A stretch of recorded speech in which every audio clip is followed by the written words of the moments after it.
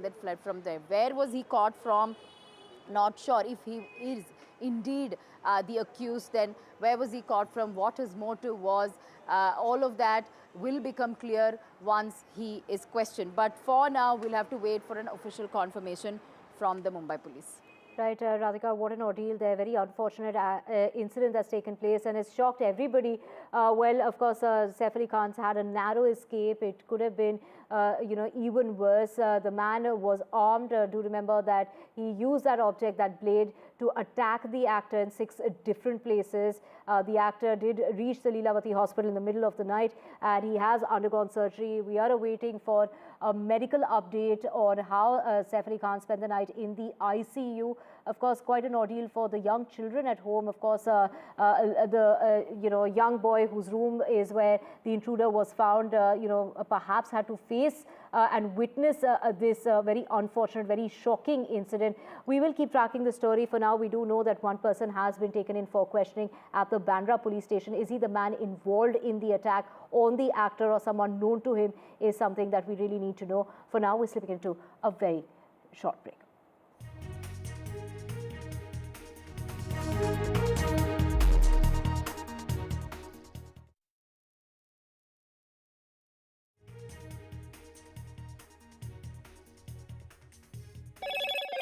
Hello, Moto.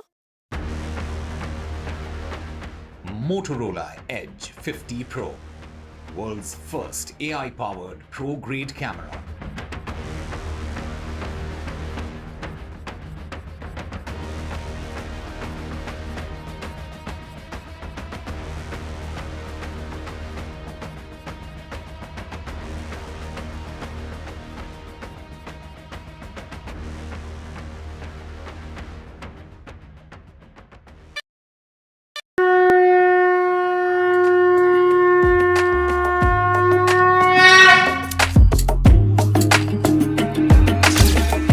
Mahakumbh, the festival of faith, the world's biggest spiritual festival, the divine dip at the spiritual Sangam,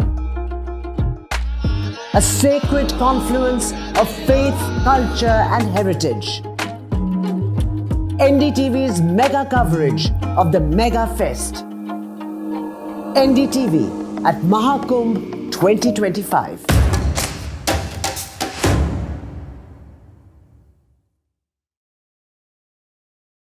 In today's interconnected world, India's voice is more crucial than ever. When India speaks, the world listens. At NDTV World, we are that voice, bringing you intelligent and insightful news from India and beyond. From geopolitics and diplomacy to economic shifts, migrations, tech disruptions, and the stories of our diaspora. We cover the news that shapes our global future. NDTV World, your new home for global news is here.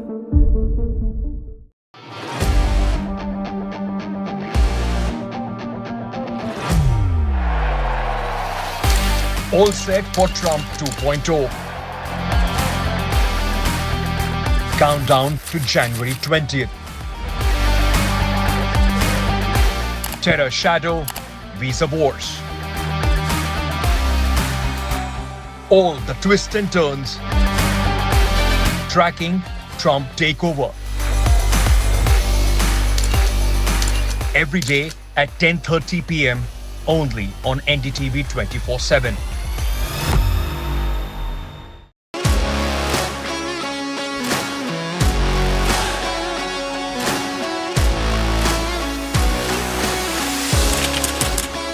We are able to maintain the democratic fabric and the democratic system. I want to do something that can make a difference. लगातार जनता की आवाज को सरकार तक पहुंचाने का काम मैं करता हूं. I was a student up until very recently. I really want to work and do something for my people because they have given me this opportunity. They have elected me. सोचा नहीं था कि राज्यसभा सांसद बनूंगी.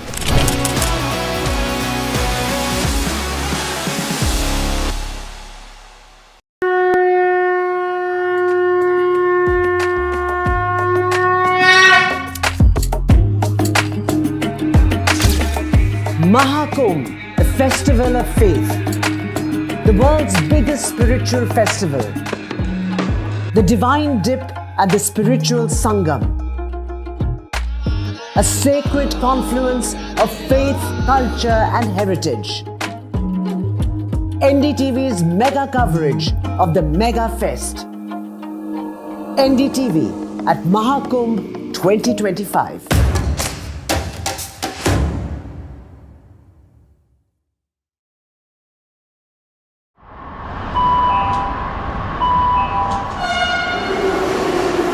Kind attention, please. Delhi Election Metro 2025 is arriving on People's Platform. Please mind the gap. BJP or AAP, who will get to the Delhi Secretariat station? दरवाजे बाईं तरफ खुलेंगे. Who will Delhi voters open the victory doors for? And who will be shown the door? Can the BJP throw AAP's victory run off track? Or will it be Kejriwal's ticket to win again? Can Congress take the election metro to revival? We will track it all for you. Delhi's decision destination.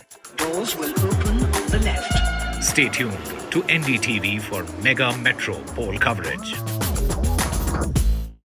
I've been reporting on all issues, big and small, from Andhra Pradesh, Telangana, rest of South India, bringing you all the action, all that you need to know, all that you want to know. The energy of Maximum City is infectious. I bring in that energy in our news coverage from financial capital Mumbai. Covering from the southernmost part of India over the last 23 years, I bring in-depth and 360-degree coverage from the Dravidian heartland. The land of Mishti is also known for its bitter politics. I have seen much water flow under the Howrah Bridge, covering Bengal in all its vivid colors.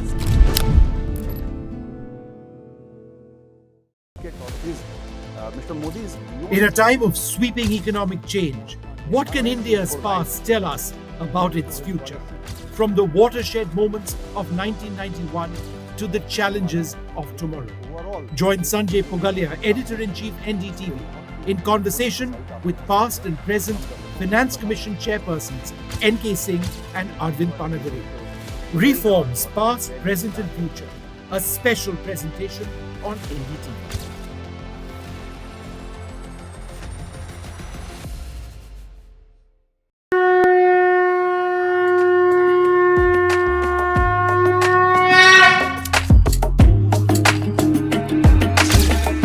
Mahakumbh, a festival of faith, the world's biggest spiritual festival, the divine dip at the spiritual Sangam, a sacred confluence of faith, culture and heritage. NDTV's mega coverage of the Mega Fest. NDTV at Mahakumbh 2025.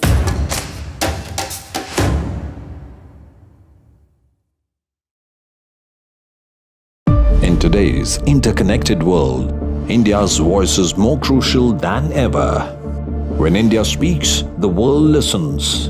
At NDTV World, we are that voice, bringing you intelligent and insightful news from India and beyond. From geopolitics and diplomacy to economic shifts, migrations, tech disruptions, and the stories of our diaspora. We cover the news that shapes our global future. NDTV World, your new home for global news is here.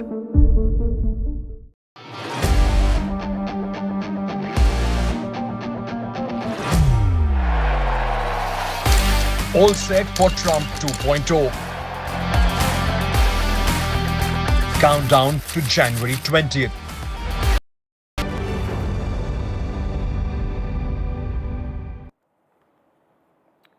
Welcome back. Let's get you the latest in the run-up to the Delhi elections. Today is the day that the BJP will be releasing its manifesto in regard to the promises that they'll be making to the citizens of Delhi. The announcement could come to the tune of wooing the woman voter with 2,500 rupees a month, also providing free bus travel, not just to women, but also to male students and senior citizens. Well, what are the other incentives that the BJP perhaps is going to be promising? Could include electricity free up to 300 units, unlike the Aam Aadmi Party, who is offering 200 units. So that is, in order to counter the ruling Aam Aadmi Party in Delhi, especially over the Mahila Saman Yojana, the BJP likely to announce in its manifesto a cash for women assistance scheme along the lines of the programs that are already in place in other BJP-ruled states. On the other side, today is also the last day of filing nominations. Do remember that the BJP took out its fourth list, but today we also yesterday saw big day as far as filing of nomination is concerned, with Sandeep Dixit there filing his nomination up against Arvind Kejriwal from the New Delhi constituency, Manish Sisodia, Saurabh Bhardwaj there filing his papers from the constituency of Greater Kailash area, Manish Sisodia from the seat of Jangpura. On the other side, of course, the BJP's big guns there as well, including Harish Khurana as well as Manjinder Sirsa, also coming out to file his nomination papers. चुनाव के लिए पूरी party जो है तैयार है। हमारी party के पास नैरेटिव है, हमारी पार्टी के पास नेता है, हमारी पार्टी के पास नियत है। भारतीय जनता पार्टी के पास आज चुनाव के लिए कोई एजेंडा नहीं है। सिर्फ गाली गलौज करके, डरा धमका के, इलेक्शन कमीशन का इस्तेमाल करके वे चुनाव जीतना चाहते हैं, जो कि मुश्किल है।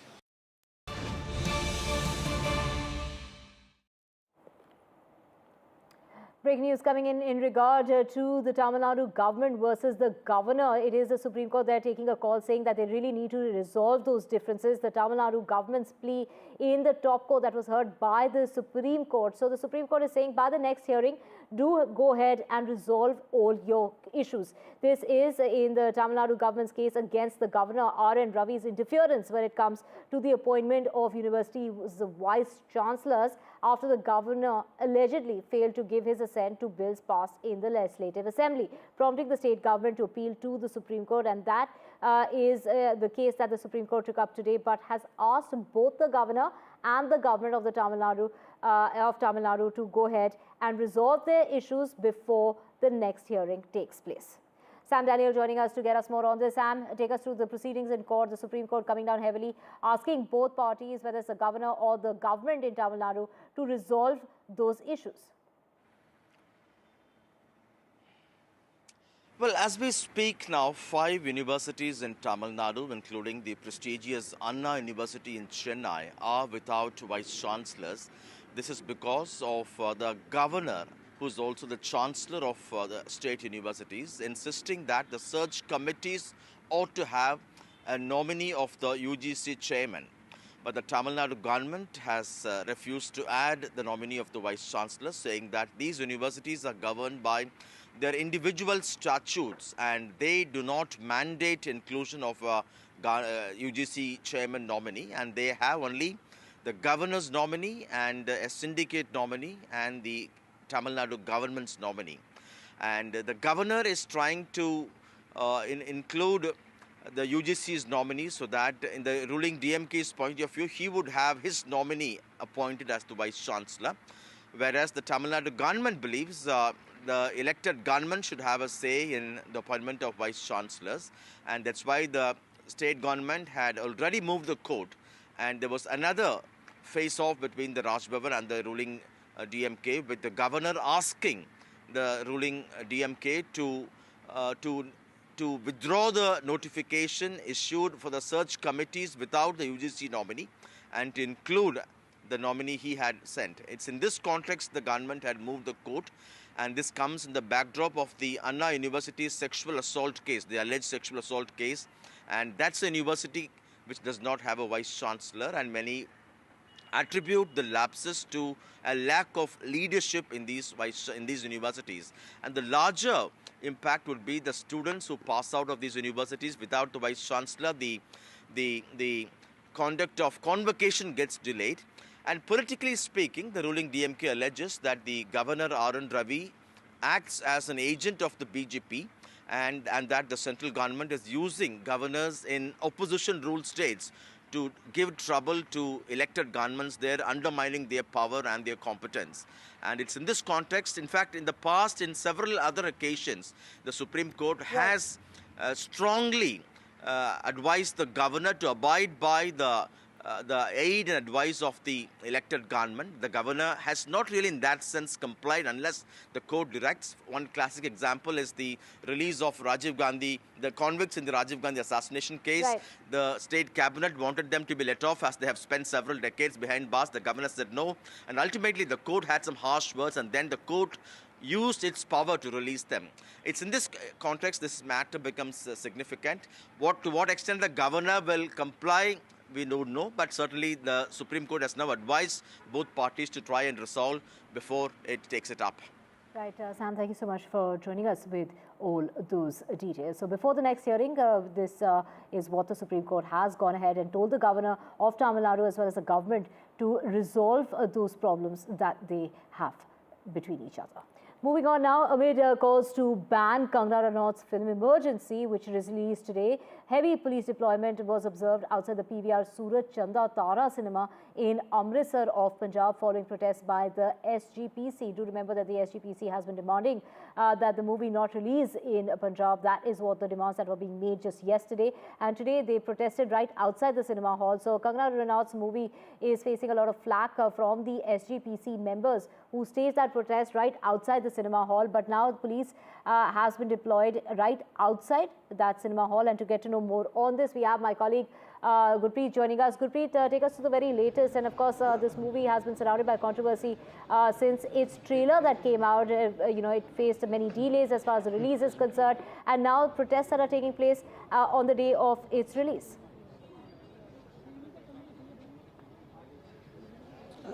Well, we have seen SGPC chief has already written a letter to the Chief Minister of Punjab saying that this movie of Kangana Ranaut, that is Emergency, should not be released in the state of Punjab and it should be banned in the state of Punjab. We have seen even the SGPC has also written in the same letter saying that they will hold a protest against this movie if the government is not going to take any action. And today we have seen heavy force have already been deployed not only in Amritsar, various districts of Punjab, and because they feel if there is any protest, there should not be any trouble with the law and order situation. That is one of the main reasons why they have already deployed huge force. Even the SGPC, which has already written to the Chief Minister of Punjab, they are waiting for the response from the Punjab Chief Minister, how he is going to react. And as of now, what we can understand, SGPC has also clearly indicated that if the government is not going to ban this movie, they will also hold protest at a various location. Today is the day of release, and it seems the way a huge force had been deployed in front of cinemas, not only in Amritsar, in other districts also. That seems to be a preventive action which has been taken by the police so that there should not be any problem related with the law and order situation. So let's see how the Punjab Chief Minister is going to take a call on the letter which has been written by the SGPC chief, and whether this movie will be banned in the Punjab or not, that is yet to be seen, because there is no official communication from the CMO side, and what the government is going to take action on that SGPC letter which has been written by the chief of SGPC, that is yet to be seen. Back to studio. Right, protests taking place by the members of the SGPC demanding that the movie not release in the state of Punjab on the this was just yesterday, those demands were being made, and today protests are being held. With that, we're slipping into a very short break. Back with a whole lot more on the other side.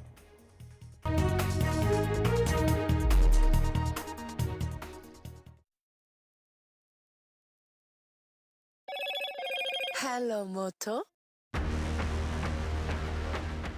Motorola Edge 50 Pro, world's first AI-powered pro-grade camera. Saif Ali Khan's in the attack on the actor. The actor spent the night in the ICU of the Lilavati hospital. But so far what we're hearing is that the cops have expanded their hunt. So far they've also narrowed down on one person who's been taken in for questioning at the Bandra police station. Is he the man involved in the attack on the actor or someone known to the intruder is the question. And Israel's vote on Gaza ceasefire has been delayed, but it's Benjamin Netanyahu who's gone on to say that the deal to release hostages has been reached after last-minute snacks. And it is the BJP that's going to be coming out with its poll promise. So that manifesto that is going to be released, it's going to take place at about 2 o'clock, that huge announcement coming about from the BJP. And after calling for a ban on Kangana Ranaut's film Emergency, protests are being held by the SGPC, members of the SGPC holding protests right outside the cinema halls. Police has now, beefed up its security outside that particular.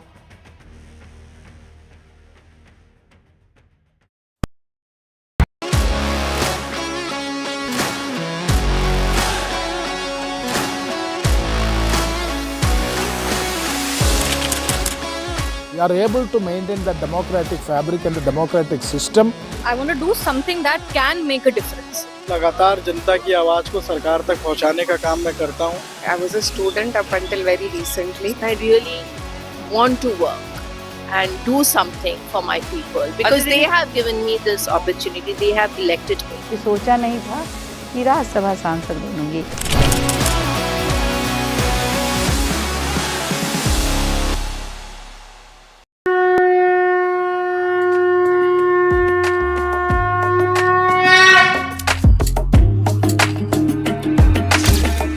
Mahakumbh, a festival of faith, the world's biggest spiritual festival, the divine dip and the spiritual sangam,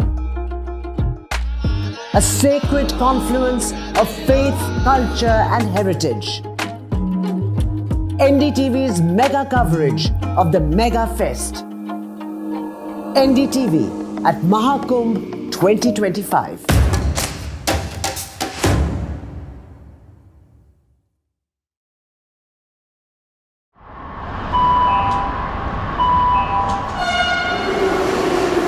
Kind attention, please.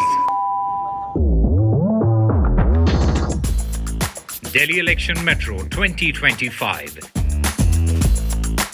is arriving on people's platform. Please mind the gap. BJP or AAP, who will get to the Delhi Secretariat station? दरवाजे बाईं तरफ खुलेंगे.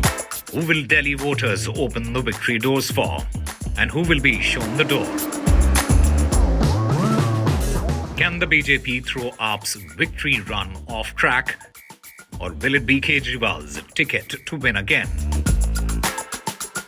Can Congress take the election metro to revival? We will track it all for you. Delhi's decision destination. Doors will open on the left. Stay tuned to NDTV for mega metro poll coverage. I've been reporting on all issues big and small from Andhra Pradesh, Telangana, rest of South India, bringing you all the action, all that you need to know, all that you want to know. The energy of Maximum City is infectious. I bring in that energy in our news coverage from financial capital Mumbai. Covering from the southernmost part of India over the last 23 years, I bring in-depth and 360-degree coverage from the Dravidian heartland. The land of Mishti is also known for its bitter politics. I have seen much water flow under the Howrah Bridge, covering Bengal in all its vivid colors.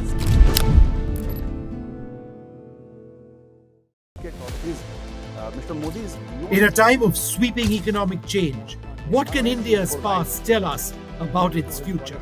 From the watershed moments of 1991 to the challenges of tomorrow. Join Sanjay Pugalia, Editor-in-Chief NDTV, in conversation with past and present Finance Commission Chairpersons N.K. Singh and Arvind Panagare.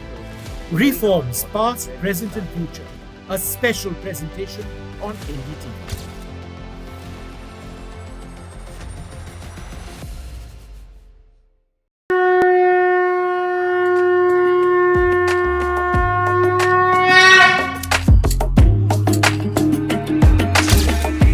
Mahakumbh, a festival of faith, the world's biggest spiritual festival, the divine dip and the spiritual sangam,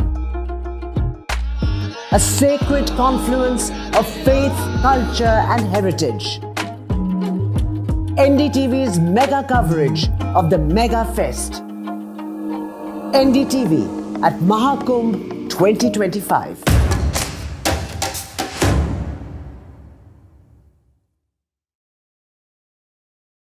In today's interconnected world, India's voice is more crucial than ever. When India speaks, the world listens. At NDTV World, we are that voice, bringing you intelligent and insightful news from India and beyond. From geopolitics and diplomacy to economic shifts, migrations, tech disruptions, and the stories of our diaspora. We cover the news that shapes our global future. NDTV World, your new home for global news is here.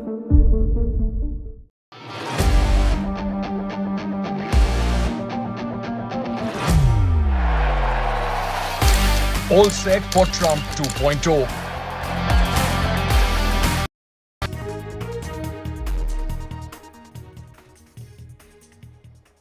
Welcome back. Let's get you some international news now. And it's Israeli Prime Minister Benjamin Netanyahu says a deal to return hostages held in the Gaza Strip has been reached after that last-minute snag. The announcement came a day after Netanyahu's office said that there were last-minute snags in talks to free hostages in return for that ceasefire in Gaza and the release of Palestinian prisoners. Netanyahu said that he will convene his security cabinet today and that the government will approve the agreement. To get to know more on this, we have my colleague Vishal joining us.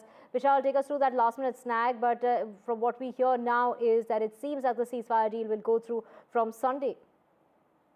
That is correct. So the latest reports say that the deal has finally been signed in Doha between both the parties, but the meeting between Israeli cabinet ministers is yet to happen. That was delayed yesterday. That was supposed to happen yesterday, but that did not happen. As you mentioned, there was some last-minute snag as far as the deal was concerned, but that seems to have been ironed out, and the deal has finally been signed. But it's yet to be ratified by the Israeli war cabinet. So that will happen most likely on Saturday, is what the reports are saying, and which means the enforcement of the Israel-Hamas ceasefire deal could be delayed by a day or two. That's also a likelihood, but it's a good news that the deal has finally been signed. 15 minutes of destruction, close to 50,000 people killed over that period. All of that could stop, is what the reports are saying, but there are many other things to be considered here as well, because some far-right ministers have also said that they could resign due to the deal. They don't want the deal to go through, but the government of Netanyahu is set to survive whether they sign the deal or not. The far-right ministers, even if they quit, the Netanyahu government will survive. So that deal will go through, and the peace will prevail as far as the first phase of the deal is concerned. What happens in the later stages of the deal, that remains to be seen. The second phase of the deal would be quite contentious. That is when the far-right ministers could have an upper hand. So that will need to be looked at. But as far as now is concerned, it remains said that the deal is finalized and there will be peace in Gaza for sure. Right. Thank you so much, Vishal, for getting us all those details. And staying with the international news, according to reports, President Joe Biden won't enforce a ban on the social media app TikTok that is set to take effect a day before he leaves office on Monday, leaving its fate in the hands of President-elect Donald Trump, who will be assuming the role of the president, and that's going to happen. The inauguration is going to take place on the 20th of January. The officials have gone on to say that the outgoing administration was leaving the implementation of that law and the potential enforcement of the ban to the new president. And now we're just days away from the union budget. Ahead of that, we take a look at what we are expecting, the key expectations. Well, Editor-in-Chief of NDTV Network, Sanjay Pugalia, spoke with the chairperson of Finance Commission, and he also spoke with the former chairperson of Finance Commission. Let's just listen in to this exclusive interview. Exactly just before the budget, and with an ambitious plan of Viksit Bharat, we are trying hard as a country to come up with a roadmap which really takes us there.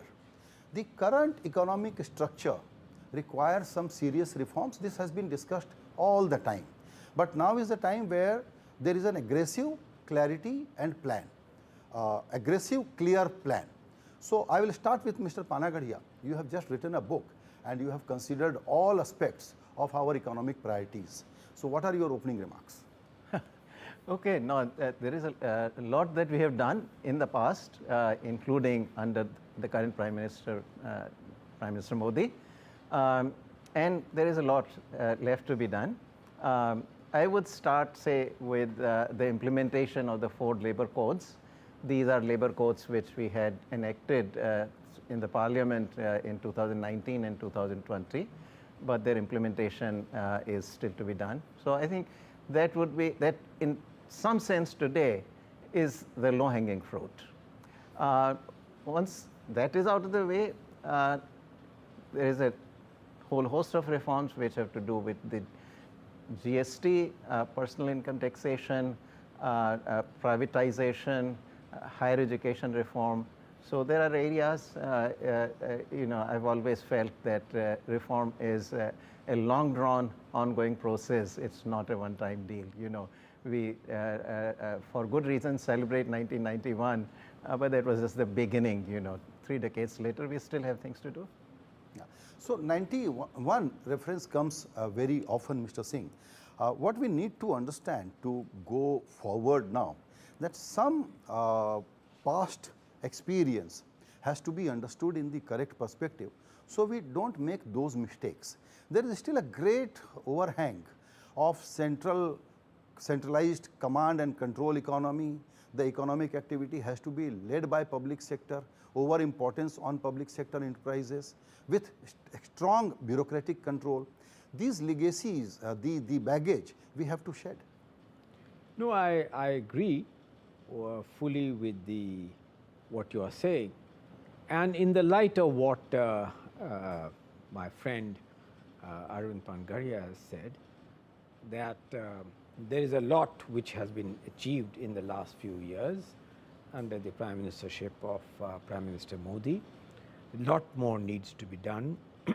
But since your question is directly on the overhang and the shadows of what circumstances led to 1991, the fact remains that we were under the shadow of Fabian socialism. That baggage determined the course of economic strategy and policy, beginning from our independence with the constitution of the Planning Commission, a controlled economy, a controlled planned economy with micromanagement. And we have, in spite of repeated attempts, not fully been able to shed that mind. That kind of an overhang of the mindset reflects itself on the difficulties which we are encountering in the reforms of the factors of production, which was partly alluded. Labor is one, capital is the other, in terms of our ability to look at the most efficient modalities for banking intermediation, making capital available at efficient cost. In terms of availability of land, for instance, I think that we have not been able to get out of the fact, and to make India a competitive destination for not only doing business, but also making India an attractive place for being able to harness our export capability and to manage our balance of payments in a credible way.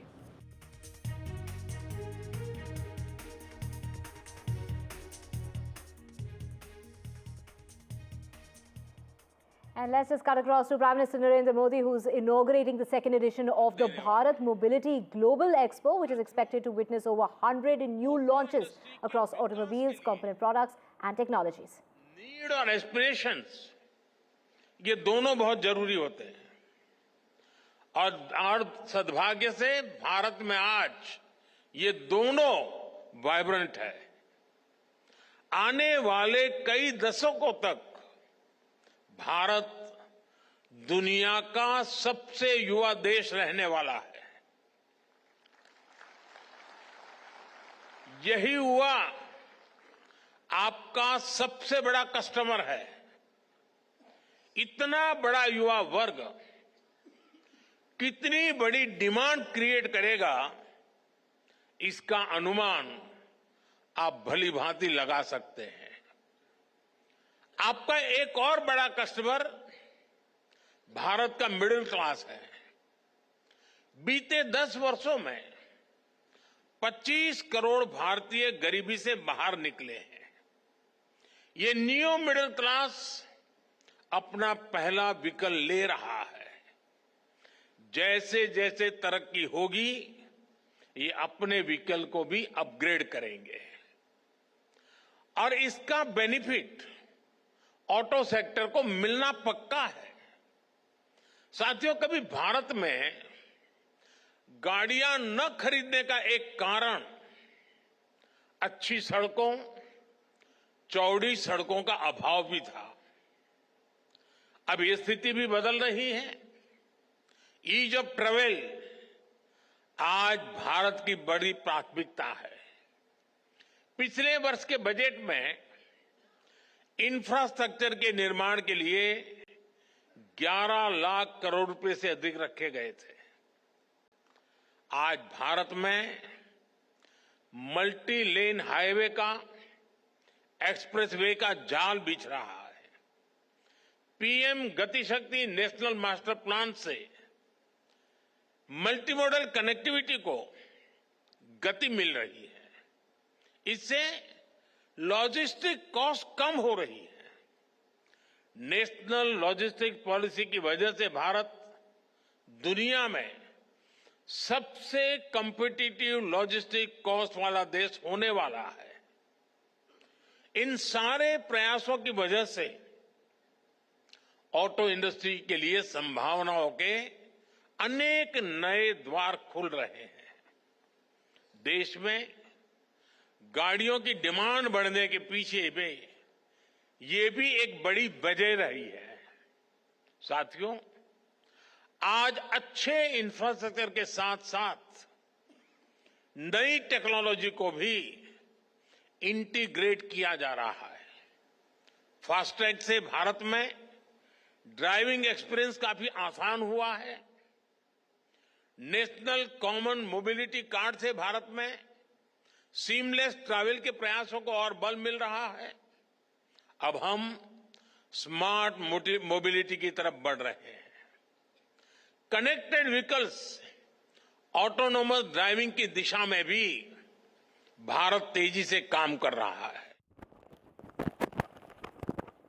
Well, let's just also get you the very latest to the attack that took place on actor Saif Ali Khan. From what we're hearing is that one person has been see the intruder himself or someone known to the intruder is something we don't know yet. However, the police had earlier said that they were suspecting that the intruder might have left Mumbai because he was last seen near the railway station in Bandra. So that is the latest that we have for you. And of course, police there using technology in order to nab the man. Well, there has been an account that has been given by the nanny, who's also the complainant in the case. She has said that she did see a light on as far as the bathroom is concerned, which got her confused. At first, she thought it was Kareena Kapoor Khan, but then she later realized that and sensed that something was wrong, and she went inside to check, and she saw the man coming out of the bathroom and entering the room of their younger son Jay. That is when she raised an alarm, got the other nanny to go wake up Saif. Saif was woken up by the second nanny. He rushed to the room of his son in order to save his family from the intruder, and of course that's when a scuffle broke out, and a third nanny was involved in the scuffle who also got hurt in the process. The actor put up a brave front and a brave fight. He overpowered the intruder along with the nanny and finally managed to lock him inside that room of his son while shifting everybody else to a floor above. Do remember that the actor and Kareena Kapoor own 4 floors in that building in Bandra. So he did move everyone to a safe location, but the man managed to escape. And those are visuals on your screen of that escape route, the fire escape route that the man took in order to flee from the scene of the crime and from that building. And from what we were hearing is that the police said that they have they were suspecting that the man perhaps had left Mumbai because he was seen near the railway station, and they say perhaps he took a local train, the first local train, right after that incident that took place in the middle of the night, before which Saif Ali Khan was taken to the Lilavati hospital. Do remember that he still continues to be in the hospital. He's said to be out of danger and is recovering at the moment. Well, we have Radhika joining us from right outside Saif Ali Khan's residence, and we have Abira joining us from the hospital where Saif Ali Khan spent the night in the ICU. Radhika, over to you first. Any information on the man that they have detained?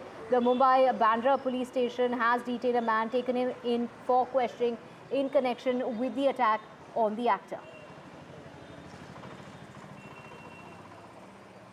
That's right. We are awaiting details as far as this man who's been detained by the Mumbai police is concerned. We'll have to wait for some more time to understand who this person is. But from those visuals, we can see that this person looks similar to the attacker. The attacker was, of course, caught on CCTV visuals. We can see his face there, and the man who's been detained looks similar to that person. So is he that man? Is he the attacker? For that, we'll have to wait for the official confirmation from the Mumbai police. But as of now, 20 police teams have been formed. They are, in and around Mumbai as well as outside of Mumbai. The Mumbai police officials also saying that soon after the incident, he fled to the Bandra railway station, from where he may have taken a train to some areas in the suburb. Of course, before that, he threatened the family members, threatened the nannies, threatened Saif Ali Khan. There was, scuffle. The nannies were injured. Saif Ali Khan was very badly injured. He's still hospitalized. And after which he was overpowered and locked inside the bedroom. But later, of course, he managed to escape Saif Ali Khan's house. So very, very shocking incident, certainly, but it's been more than 24 hours. This man is still not nabbed. Is it an insider job? Did he work in the building or in the premises in the past? Did he know anybody who worked in the building? That is something that will become clear once this man is arrested. But as of now, one person detained by the Bandra police. Is he the same man who attacked Saif Ali Khan, who attempted robbery inside the residence? And is there more to it than robbery? All that will become clear once the investigation progresses. But we'll have to really wait for an official confirmation to understand who this person is. As of now, Mumbai police maintaining silence. They're not really disclosing any information. We're constantly trying to get in touch with police officials to understand who this person is who's been detained by them. Is he the same attacker? Is he an accomplice? Is he the same individual? Is it a suspected individual as a result of his similarities with the person who was seen in that CCTV? But we'll have to wait for some more time. But certainly, as far as Saif Ali Khan is concerned, Abira will be able to take us through the details of his condition also. When I spoke to the doctors just some time back, they said we'll have to wait for some more time to get a health update. They couldn't answer about when he can be discharged. It may take a few more days before Saif Ali Khan can get out of the hospital. But thorough probe is on, and all the technical evidence is being collected by the Mumbai police in order to look out for the accused. But one person detained, he's being questioned currently. Right, visuals on our screen of the man escaping from the residence of Saif Ali Khan and the man who's been detained by the Bandra police. And of course, Radhika, they do look very similar as far as the man who has been detained now in regard to the case of the attack on the actor. Let's go across to Lilavati Hospital, where Abira is joining us from right outside the hospital. Abira, take us through, what really happened yesterday. We do know that he suffered from multiple injuries. We know there were 6 in all, but one of them, which is very concerning, is the one that was in his back, which is deeper than the rest. Take us through the weapons that were used, by the man, that intruder, the pictures that we see on our screens right now. What was the instrument that was used by him? And also, when will we really know as to how long will he have to stay, perhaps in the ICU? Right now, we are getting an update from the doctors. As you can see, I'm just gonna post this. मत करो ना यार please यार मैं आपको एक साथ में ऊपर लेके जा रहा हूँ तो प्लीज कोऑपरेट करो भागम दौड़ी मत करो आपके वजह से पेशेंट को डिस्टर्बेंस नहीं होना चाहिए प्लीज वो कोऑपरेट करो तो हम लोग स्टेप बाय स्टेप सबको लेके जा रहे हैं So they are going to take us upstairs right now to talk to the doctors, where we'll get updates from the doctors. Right now, we just saw Kareena Kapoor coming into the hospital, and Sharmila Tagore is also in the hospital. They will be talking to the family first, and then they will decide how they are going to shift Saif from the ICU to the normal ward. But that only the doctors will update us. We are right now going upstairs in the hospital to talk to the doctors.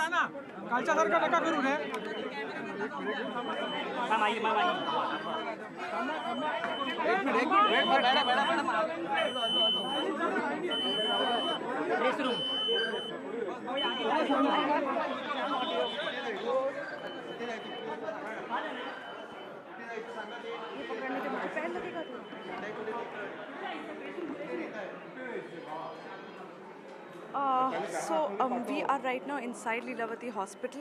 If you can see, we are inside Lilavati Hospital, and we are going right now to the doctors who will tell us and give us an update on Saif Ali Khan's health.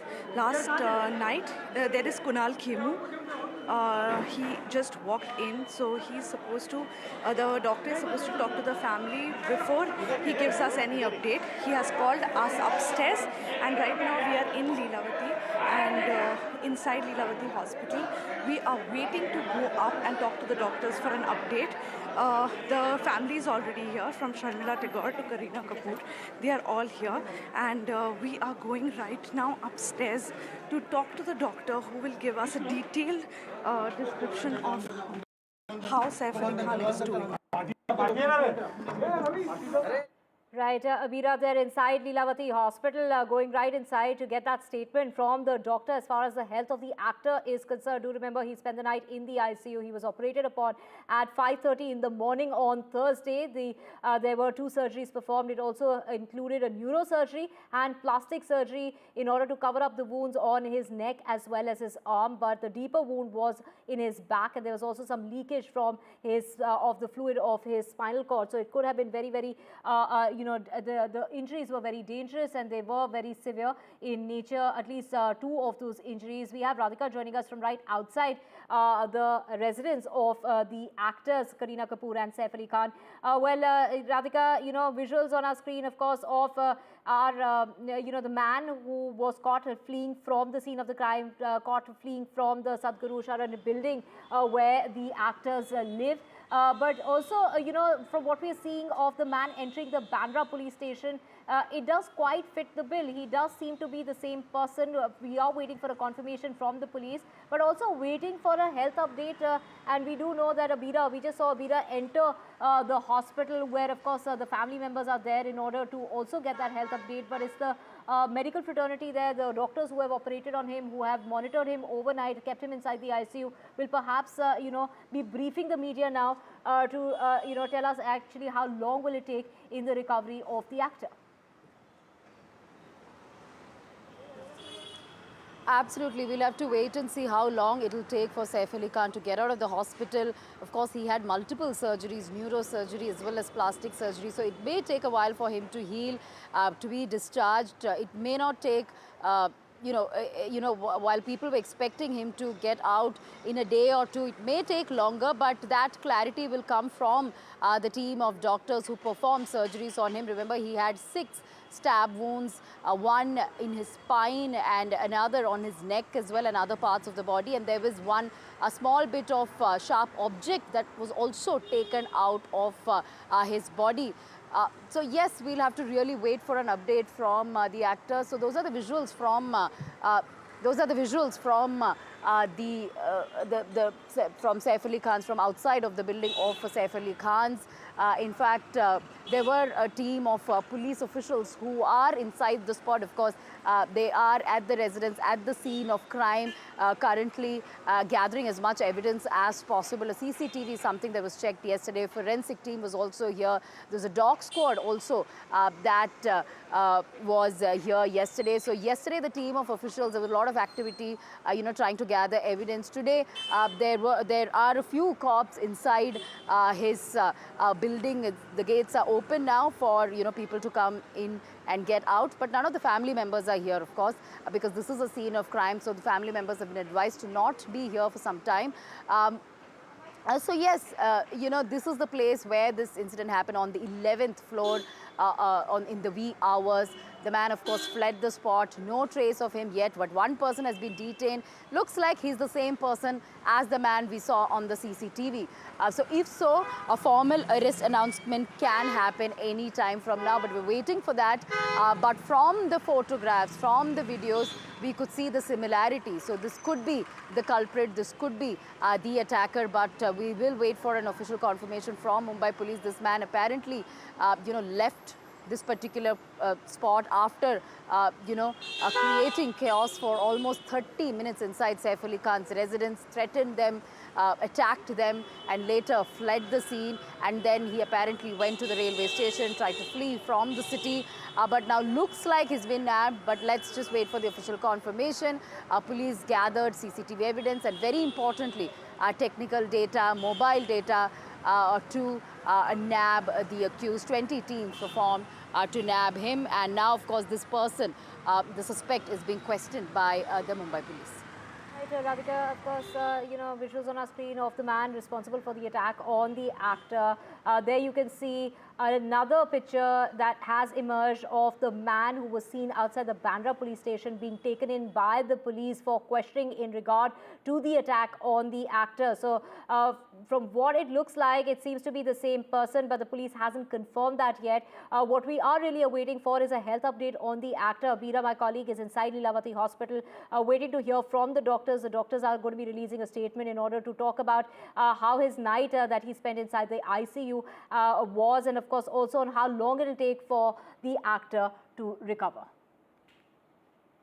And now we have breaking news coming in. It's the state versus the centre as far as schemes are concerned. The Supreme Court there issuing a notice to the centre and the MCD, the Aam Aadmi Party, against the Ayushman scheme. So it is the High Court that has asked the Delhi government to sign an MOU with the centre. The Supreme Court's notice as far as Delhi's government's plea is concerned, this is against the High Court order. The Supreme Court stays the Delhi High Court's order. So that's breaking news coming in. The Supreme Court's notice as far as Delhi government's plea is concerned. Let's just go across to my colleague Nupur. Nupur, it is of course the state versus the centre of the schemes, and the Supreme Court there issuing a notice to all against the Ayushman scheme. Of course, the High Court there asked the Delhi government to go ahead and sign that MOU. Well, yes, today it's in a big release to the AAP government in Delhi. The Supreme Court has granted an interim stay. Granted interim stay on the High Court order. High Court on January 5 had directed the Delhi government to sign an MOU with the Central Health Ministry regarding the implementation of the PM Ayushman Bharat scheme. Basically, the scheme relates to developing infrastructure in the state, and it is a partially central-sponsored scheme. The AAP government has time and again has raised questions about feasibility of the scheme, and as the ratio in the scheme is 60-40%, whether state has to give 40% and centre has to give 60%. So there are some disagreements between the centre and AAP government. However, the Delhi High Court on 5th January, while issuing directions to the Delhi government to implement the scheme, had said that while 33 states have already implemented the scheme, Delhi cannot be left out. But today, the Delhi government had approached the Supreme Court against that Delhi High Court order and had said that health and policy matters lies with the state government, and the Delhi High Court cannot direct it to sign an MOU with the central ministry. The Supreme Court today has issued notice to centre, AIIMS and other respondents in the petition, on AAP government's petition, and has said that until further directions from the Supreme Court, the directions from the High Court shall remain stayed. Right. Thank you so much, Nupur, for joining us with all those details. Now, switching tracks to the run-up to the elections, which are going to be held here in the national capital on the 5th of February. Now, today is the last day of filing nominations, and it's also the day that the BJP is going to be coming out with their promises in order to woo the voters here in the national capital. So that manifesto is going to be released, and it's going to be coming out this afternoon at 2 o'clock in order to make those announcements on the lines of wooing the woman voter with 2,500 rupees per month, and also free bus rides, not just for women, but also for male students as well as senior citizens. Of course, free electricity is going to be part of that manifesto. And we have my colleague Ishika joining us. Ishika, what are the promises that we are expecting, pretty much on the lines of the Aam Aadmi Party trying to beat the Aam Aadmi Party at its own game?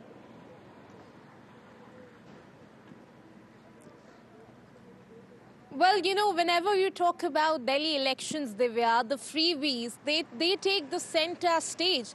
And that is why we have seen that Aam Aadmi Party has in fact announced numerous freebies even in this elections, and so has the Congress Party. And we are expecting that on the similar lines, BJP today will be releasing a part of its manifesto at around 2 p.m.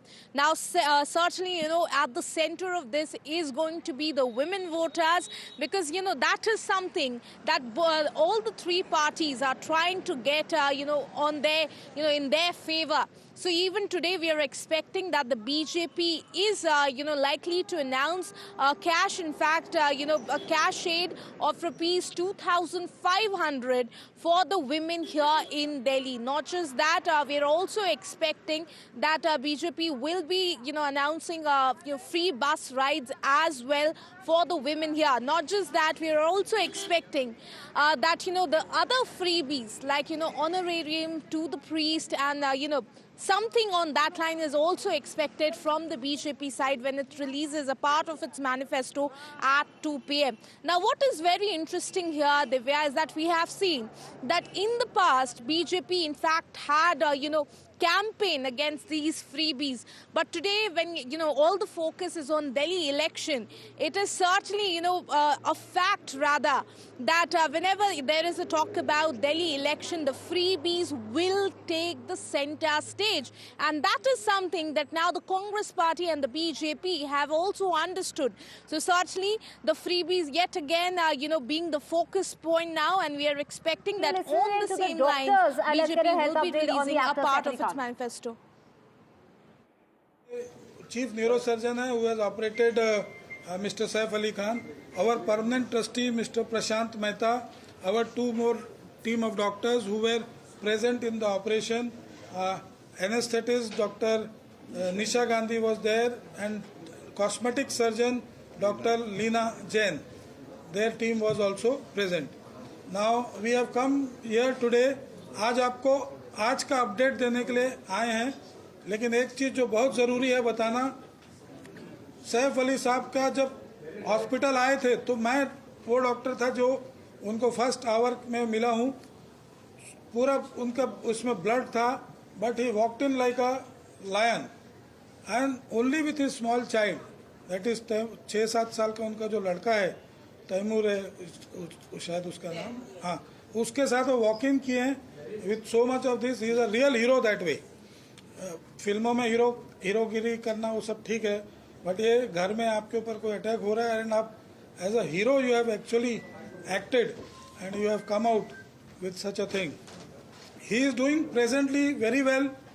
His parameters have improved.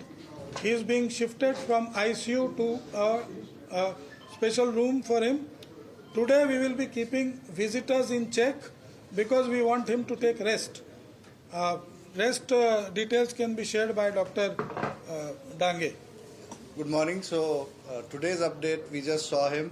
Mr. Saif Ali Khan is doing excellent, and we made him walk. He can walk well. There's no problem. There's no much pain or any other symptoms.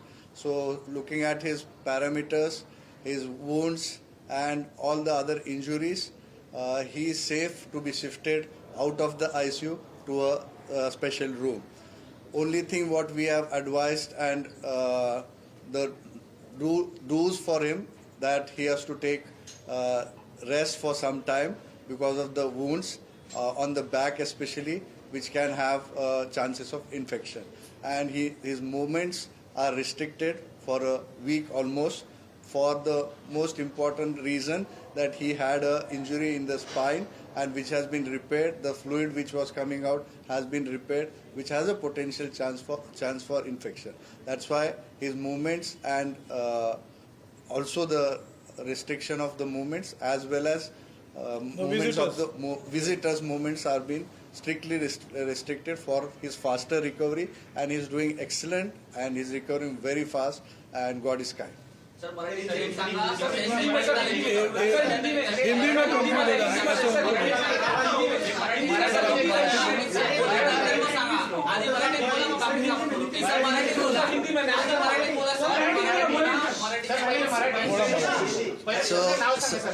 Me doctor Nitin Dange, chief neurosurgeon. मी आणि Leena Jain plastic surgeon आणि cardiologist आणि anaesthetist Nisha Gandhi madam आणि त्यांची team मिळून आणि माझे 2 colleague doctor कुशल आणि डॉक्टर मयूर सर्वांनी मिळून आम्ही त्यांचं काल सकाळी पहाटे ऑपरेशन केलेलं होतं. त्यांना ऑपरेशन नंतर ICUमध्ये शिफ्ट केलेलं. आज सकाळी अपडेट देण्यासाठी आपण इथे जमलेलो आहोत. तर त्यांची तब्येत एकदम छान आहे. त्यांना आज मी चालवलं तर काही प्रॉब्लेम नाही चालण्यासाठी. फक्त पाठीमध्ये खोल जखम असल्यामुळे इन्फेक्शनचे चान्स असून पाणी तिथून पाठीतलं जे पाणी येत होतं ते रिपेअर केल्यामुळे त्यांना बेड रेस्ट सांगितलेली आहे. म्हणून आम्ही त्यांना ICUमधून आज स्पेशल रूममध्ये शिफ्ट करत आहोत.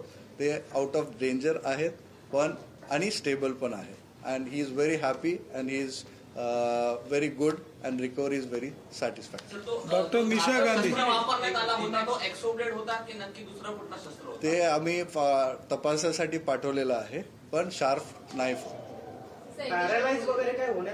काय आत्ता तरी काही चान्सेस नाही. टचवूड देवाची कृपा आहे की त्यांना काही आता रिस्क नाही. पॅरालिसिसचा काही प्रॉब्लेम नाही.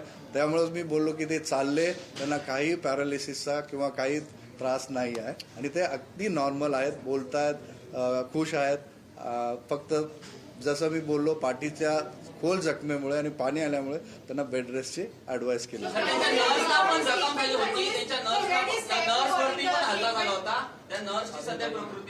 एकदम छान आहे. तेच मी सांगतो. नर्व्स वरती इंजुरी नव्हती. नर्व्सच्या कवरिंग वरती बहुत फॉर्चुनेट है. 2 मिलीमीटर से बच गया. जहां तक नाइफ पहुंचा है उससे 2 मिलीमीटर और जाने से स्पाइनल कॉर्ड में इंजुरी हो सकता था, which is very very fortunate. It's a very deep wound but वो जस्ट स्पाइन कॉर्ड से थोड़ा बच गया. तो उनकी एक अच्छी वो है. और मैंने जैसा आपको बताया बहुत बोल्डली बिहेव किए हैं. वो खुद इतना इंजुरीज के साथ छोटे बच्चे के साथ अपना हॉस्पिटल में खुद वॉक इन आए हैं. वो ऑटो में आए थे क्या? मतलब हमने तो अंदर उनको वॉक इन आते देखा. He did not even take the stretcher. He has come walked in the hospital.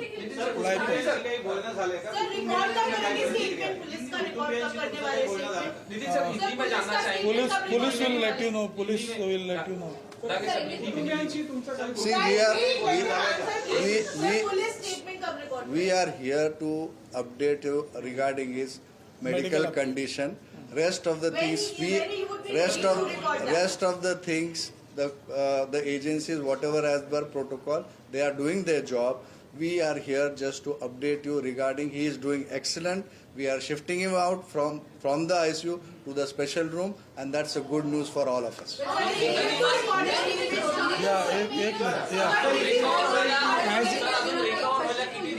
As Mr. Saif Ali Khan is recovering, he is doing. Mr. Prashant Mehta. Prashant Mehta. Yeah. No doctor, just trustee. He is the permanent trustee of Leelavati. As you know, he's doing very well. The doctors have done a fabulous job. They're working round the clock, and they have also immediately got him out of the danger, and he's recovering well. And we would just request you just to give him that privacy, because he needs to rest and he needs to recover from the wounds, and he will be shortly out.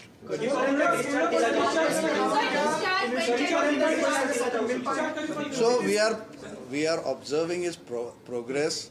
He is doing excellent and very well as per what our expectations are. So as per his progress, maybe we have advised him, as I just mentioned, bed rest. So if he is comfortable in at least 2 to 3 days, we will be good to discharge. If he progresses, that will depend on his progress. Next 2 आप लोगों के अलावा family के अलावा कोई investigative officer समय मांग पाए हैं मिलने का कुछ ऐसे आपसे रिक्वेस्ट किया गया है? As of now, they are investigating with the family. That's what we have been told. But what we are here to update you regarding we will not be able to comment on their aspects. Legal authorities and police authorities opine about that. उस बारे में हमारे से. Sir, how long will it take to recover completely? Maybe a week's time. Sir Hindi में थोड़ा बता दीजिए किस तरह से जो स्पाइनल तक गया था वो जो 2.5 इंच का था कि क्या हुआ पूरा एग्जैक्ट? So basically कल हमने रिलीज में बताया था कि उनको 4 मेन जख्म थे जो थोड़ा सा डीप थे, 2 हाथ में, 1 गर्दन पे और सबसे डीप और खतरनाक जो था वो रील की हड्डी में. एक शार्प ऑब्जेक्ट उनका रील की हड्डी में गया था. आप भी सर ने जैसे बताया कि वो ड्यूरा जो स्पाइनल कॉर्ड का कवरिंग है स्पाइनल कॉर्ड को टच कर रहा था, बट उसको डैमेज नहीं हुआ था. तो वो ऑपरेशन करके हमने निकाला, बट वहाँ से स्पाइनल फ्लूइड लीक हो रहा था. वो रिपेयर करने की वजह से उनको हम ऑब्जर्वेशन में बेड रेस्ट पे अभी रख रहे. बट आज का जो उनका अपडेट है, he is doing excellent, wounds are very good and there is no nothing change and उनको कोई भी न्यूरोलॉजिकल डेफिसिट नहीं है. उनको आज हमने चलाया, वो फिट थे रूम में शिफ्ट करने के लिए, इसलिए हमने डिसीजन लिया अभी थोड़ी देर में हम उनको स्पेशल रूम में शिफ्ट करें. डॉक्टर सर डाइट वगैरह स्पाइनल कॉर्ड की इंजरी के अलावा जो 5 और इंजरीज हैं लेग के पास में उसके बारे में थोड़ा अगर आप बता सकें. He took the health premium from Niva Bhopal and the hospital has asked him to pre-authorize the payment of 35 lakhs. Is it true, sir? We are not in a position to tell you the bills right now. Bills would be right now there is just an estimate probably which has been asked by the doctors depending on the highest value. Let's say 3-4 surgery होती है या क्या होती है, तो ये सब tentative values रहते हैं. Just to give an indication, the executive class surgeries and all, the actual bills will be shared with you. That's not a issue and it's all transparency. Our hospital has everything fixed. You can see our tariff. Everything is there on the paper. It's there on tariff card.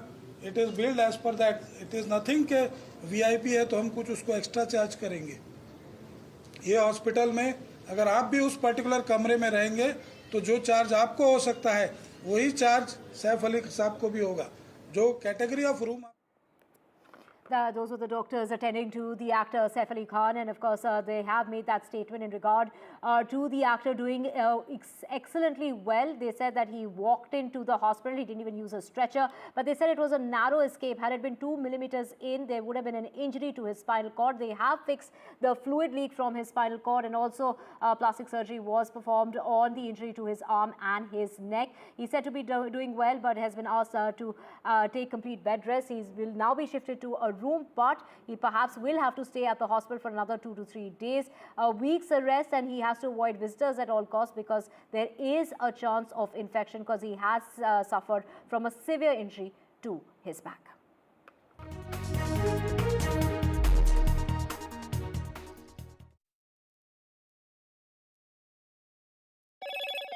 Hello, Moto.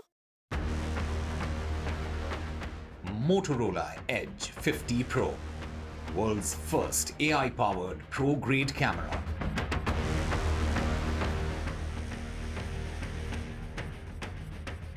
In the actor Saif Ali Khan's attack case, the Mumbai police have detained one person for questioning. He does look quite a lot like the intruder who was caught on CCTV camera escaping from the building. The health experts at the Leelavati hospital are saying that the actor is doing exceedingly well. And the BJP will come out with its promise for the people of Delhi in its manifesto that will be released at 2 p.m. this afternoon. And after calling for a ban on the film Emergency of Kangana Ranaut, there are protests that are taking place outside movie theatres, whether it's in Amritsar or Patiala, asking for a ban on that film. This is the CGPC that has accused Kangana Ranaut, the actor, of defaming Sikhs in the film. Well, new rules as far as H-1B visas are concerned will come into effect from today. The updated rules include clarified eligibility criteria and the process that will become more streamlined and measures to ensure fairness.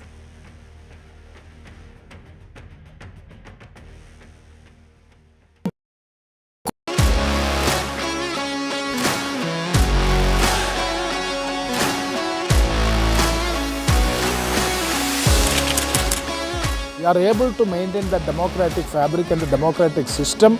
I want to do something that can make a difference. लगातार जनता की आवाज को सरकार तक पहुंचाने का काम मैं करता हूं.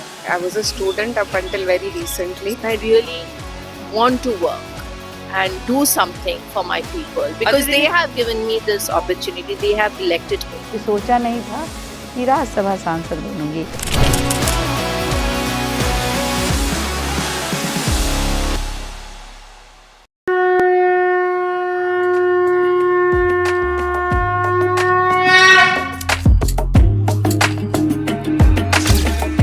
Mahakumbh, the festival of faith, the world's biggest spiritual festival, the divine dip at the spiritual Sangam,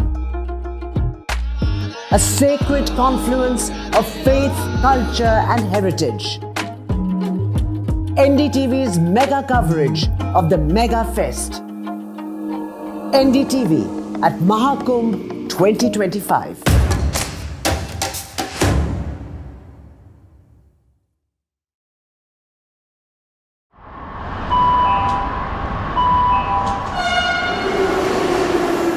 Attention, please. Delhi Election Metro 2025 is arriving on People's Platform. Please mind the gap. BJP or AAP, who will get to the Delhi Secretariat station? दरवाजे बाईं तरफ खुलेंगे. Who will Delhi voters open the victory doors for? And who will be shown the door? Can the BJP throw AAP's victory run off track? Or will it be Kejriwal's ticket to win again? Can Congress take the election metro to revival? We will track it all for you. Delhi's decision destination. Doors will open on the left. Stay tuned to NDTV for Mega Metro poll coverage.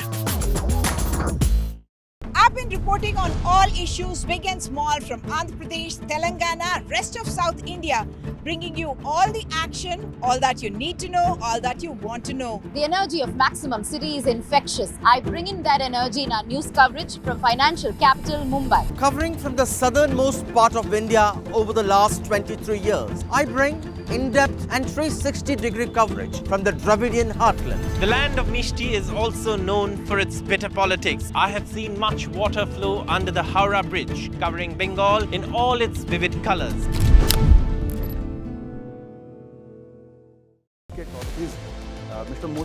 In a time of sweeping economic change, what can India's past tell us about its future? From the watershed moments of 1991 to the challenges of tomorrow. Join Sanjay Pugalia, Editor-in-Chief NDTV, in conversation with past and present Finance Commission Chairpersons N.K. Singh and Arvind Panagare. Reforms past, present and future. A special presentation on NDTV.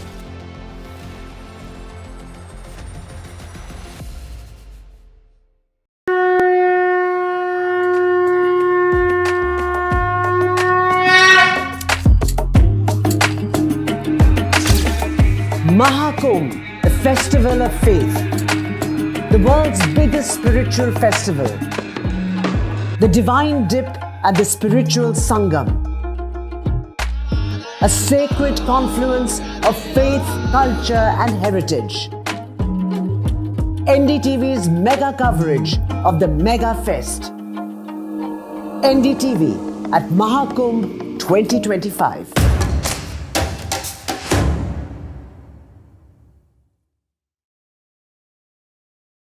In today's interconnected world, India's voice is more crucial than ever. When India speaks, the world listens. At NDTV World, We are that voice, bringing you intelligent and insightful news from India and beyond.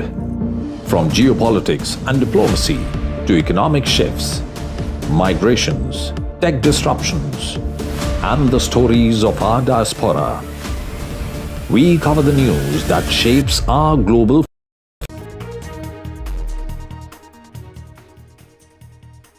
Welcome back. Actor Vijay Samalaga Vetri Kalagam has announced that it would not contest the by-elections to the East Assembly constituency scheduled to be held on the 5th of February. To know more on this, we have my colleague Sam Daniel joining us. Sam, a statement that has said that the actor, while he did make his political plunge last year, he had gone on to say that the aim is not really to contest the aim is to contest the assembly elections that will be held in 2026 and not any other elections that are going to be taking place in the meantime. That's right, Divya. This is a stand the party had taken already, that their first election would be the 2026 assembly elections in Tamil Nadu and nothing else. And they're reiterating it, also adding that the party would not support any other party in the upcoming Erode East by-poll. And already, it's a kind of a tricky situation for TVK because although actor Vijay is hugely popular, he has a cult following, his popularity in terms of his vote share or vote bank is untested. And participating in a by-poll could backfire. If the party is seen to perform poorly, then it may not work well or augur well for them in the 2026 assembly elections, which it plans to fight in full swing and possibly win elections as they hope to.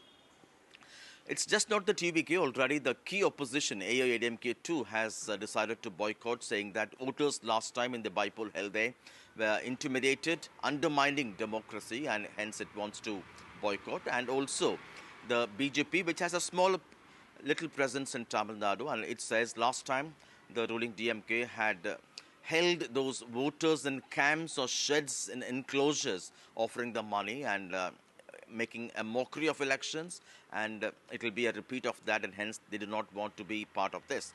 But the larger political stakes for these two parties is that AIADMK has been losing 3 elections successively after Jayalalitha died, and if they're not able to reverse it in this by-poll, it could be seen as a bad start before the 2026 assembly elections. Likewise, the BJP, which has a negligible presence in Tamil Nadu, last time fought an alliance with the AIADMK. This time both have parted ways, and again for it trying to expand its footprint, this by-poll, which normally ruling parties win in Tamil Nadu, may not augur well. That's why the larger context opposition parties trying to avoid, saying that ruling parties do all kind of tactics to win, what they call as misusing official machinery. But in a sense, it's also a kind of an embarrassment for the ruling DMK, because when the opposition is not fighting, it's going to be a cakewalk for you. And in a kind of a democratic country like India, it doesn't augur well. In that sense, it could be a kind of a disadvantage or an embarrassment for the ruling party. But elections are due on the 5th of February after this was announced, after the Congress MLA EV case Ilangovan passed away recently. Divya. Thank you so much, Sam, for getting us those details. Let's just now also switch tracks to just days away from the union budget. Ahead of that, let's take a look at what are really the key expectations. Editor-in-Chief of NDTV Network, Sanjay Pugalia, has spoken with the chairperson of the Finance Commission and also the former chairperson of the Finance Commission. Let's listen in to this special interview. Exactly just before the budget, and with an ambitious plan of Viksit Bharat, we are trying hard as a country to come up with a roadmap which really takes us there. The current economic structure requires some serious reforms. This has been discussed all the time. But now is the time where there is an aggressive clarity and plan, aggressive, clear plan. So I will start with Mr. Panagadia. You have just written a book and you have considered all aspects of our economic priorities. So what are your opening remarks? Okay, no, there is a lot that we have done in the past, including under the current Prime Minister Modi, and there is a lot left to be done. I would start, say, with the implementation of the 4 labor codes. These are labor codes which we had enacted in the Parliament in 2019 and 2020. but their implementation is still to be done. So I think that would be, that in some sense today is the low-hanging fruit. Once that is out of the way, there is a whole host of reforms which have to do with the GST, personal income taxation, privatization, higher education reform. So there are areas, I've always felt that reform is a long drawn ongoing process. It's not a one-time deal. We, for good reason, celebrate 1991, but that was just the beginning. 3 decades later, we still have things to do. Yeah. So 91 reference comes very often, Mr. Singh. What we need to understand to go forward now, that some past experience has to be understood in the correct perspective, so we don't make those mistakes. There is still a great overhang of centralized command and control economy.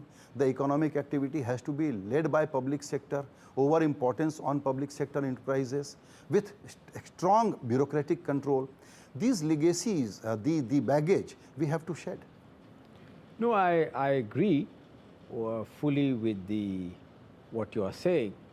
And in the light of what my friend Arvind Pangaria has said, that there is a lot which has been achieved in the last few years under the Prime Ministership of Prime Minister Modi.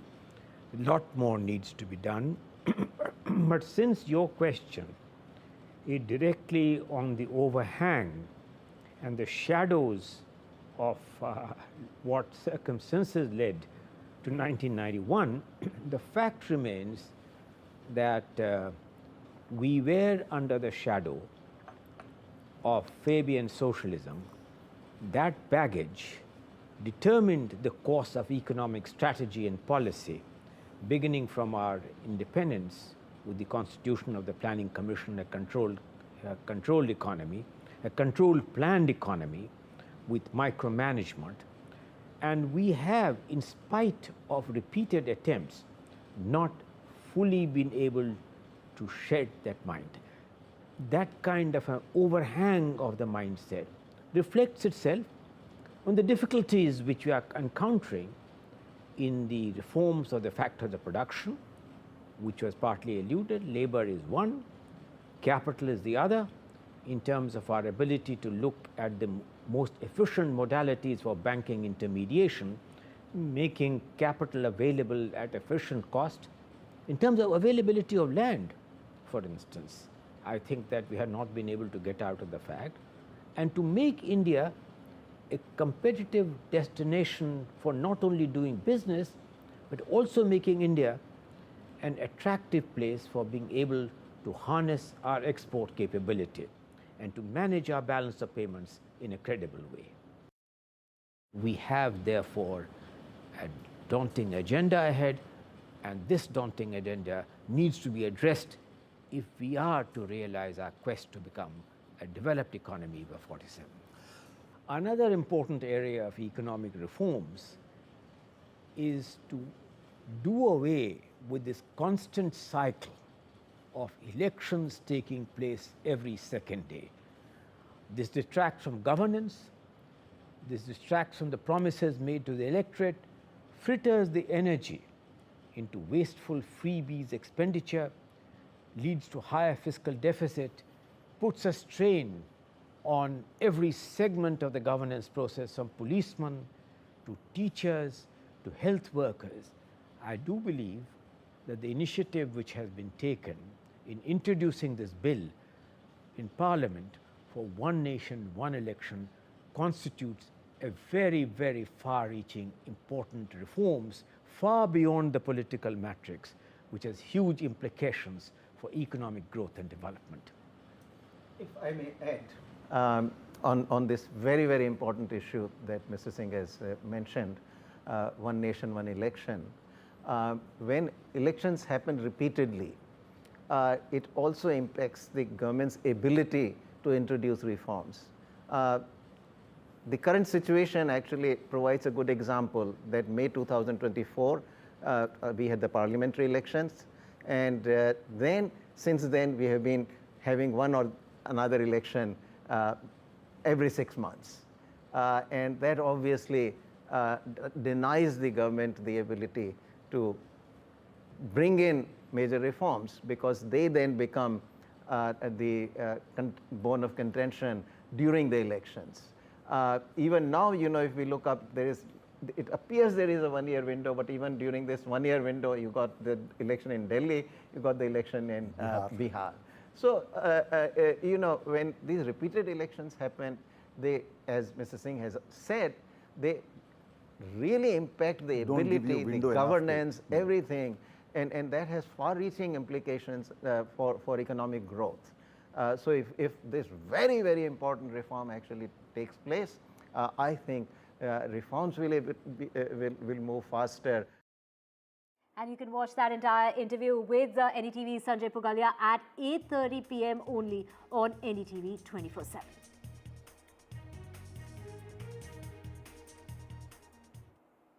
And in the run-up to the elections here in the national capital, what is it that the voter wants this time around? Do they really want to change, or are they happy with the Aam Aadmi Party government and will want to vote them back in?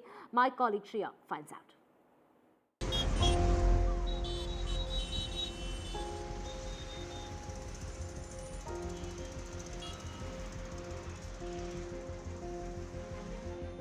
Patparganj derives its name from the word Patpar, meaning barren lands. Once it used to be an agricultural settlement along the banks of Yamuna, but in the late 20th century, it's a rapid urbanization. And today, it has become a pollution hotspot in the national capital.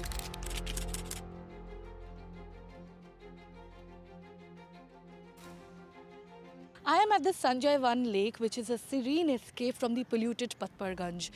It attracts many family members, morning walkers, joggers, as well as nature lovers. But in the recent past, the residents of Patparganj have been complaining a lack of maintenance of this beautiful green cover. The lake has dried up and the park is littered with garbage. The residents are demanding for better upkeep and stricter regulations by the MCD.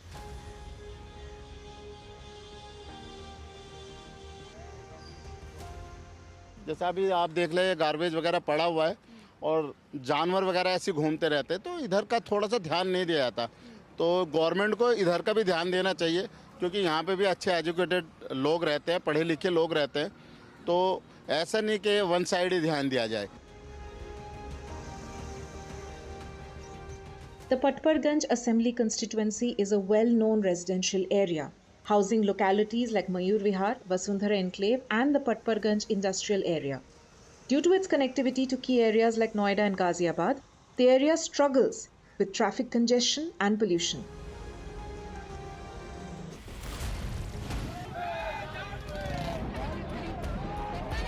Patparganj falls under the Northeast Delhi Lok Sabha constituency.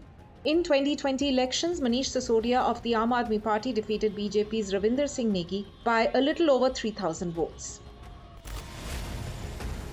However, Sisodia faced legal troubles when arrested in February 2023 over corruption allegations linked to the Delhi excise policy case. He spent 17 months in jail before being granted bail in August last year. Will this garner sympathy for the party or hamper AAP's dominance of the area? Former Delhi Deputy Chief Minister Manish Sisodia calls the Patparganj constituency a symbol of new education-based politics.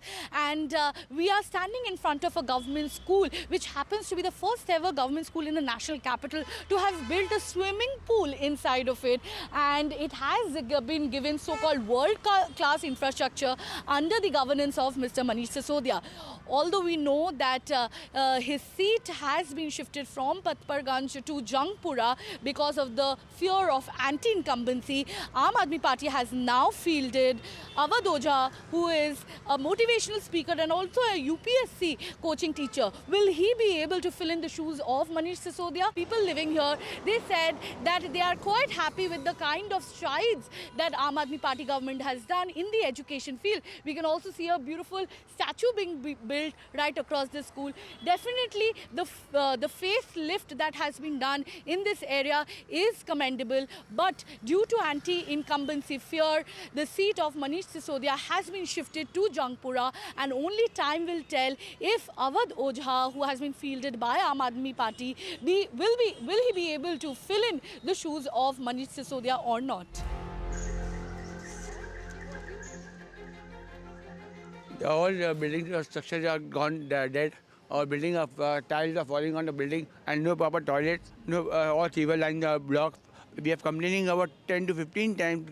Letter gone to MCD, DDA for the welfare of the society. One is there, DDA Market 1 and DDA Market 2 is near Balco apartment. Same problem, same structure. गंदगी तो जो है वो तो MCD वाले करते हैं, जो इसमें चुनाव में उनका कोई रोल है तो आप वालों का ही, पर वो जो है चुनाव में तो एमसीडी का है। एजुकेशन पर बहुत बढ़िया काम किया हमारे यहाँ मंडावली में, पहले 2 स्कूल अब 3 स्कूल बना दिए और उनकी बढ़िया बिल्डिंग बना दी। पहले तो शुरू में इम्प्रूवमेंट सुनते थे, आए दिन न्यूज़ भी आती थी, है ना, लेकिन अब तो शायद मनीष सिसोदिया जी स्टिल नॉट वर्किंग ना, आई थिंक। अभी Awadh Ojha has been fielded. Yes, yes. While residents of Patparganj appreciate the strides in education under Aam Aadmi Party's tenure, their frustration continues to brew over issues of vehicular and industrial pollution, clogged sewers, poor vendor management, and also the never-ending traffic congestion.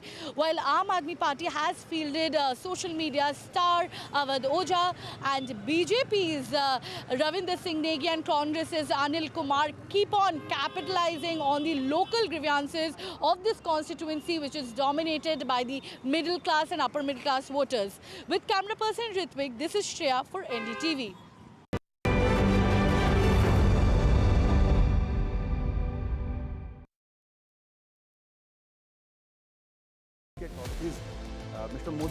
In a time of sweeping economic change, what can India's past tell us about its future?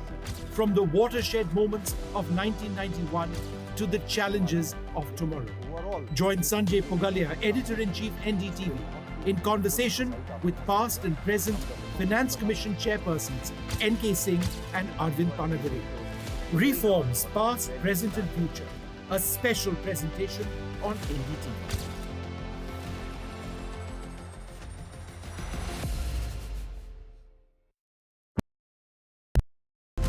Hello and welcome to the best of the World Economic Forum in Davos, Switzerland. For 2 decades, NDTV has been a window to the world's greatest thinkers, leaders, Nobel laureates and stars at the World Economic Forum in Davos, Switzerland.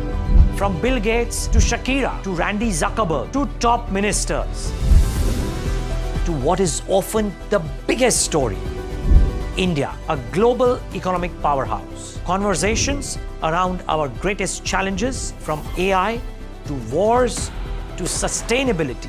Join us, NDTV's Vishnu Shom and me, Neeraj Shah, as we engage with the world's finest. NDTV at Davos from January 20th to January 25th.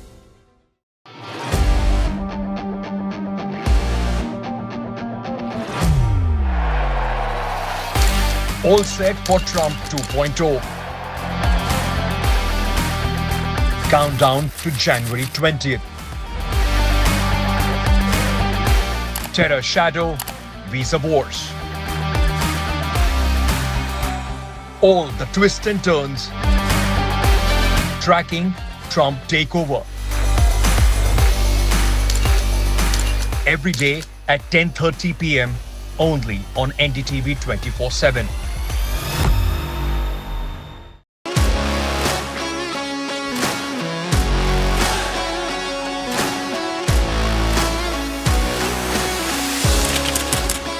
We are able to maintain the democratic fabric and the democratic system. I want to do something that can make a difference. लगातार जनता की आवाज को सरकार तक पहुंचाने का काम मैं करता हूं. I was a student up until very recently. I really want to work and do something for my people because they have given me this opportunity. They have elected me. सोचा नहीं था कि राज्यसभा सांसद बनूंगी.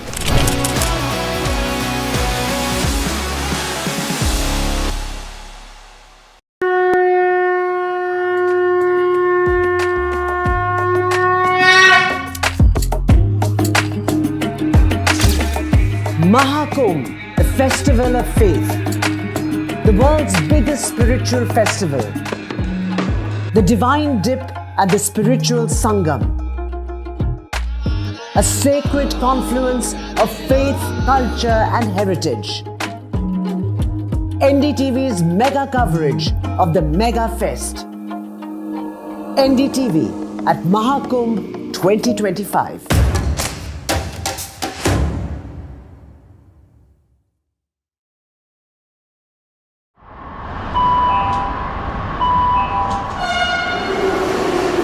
Kind attention, please.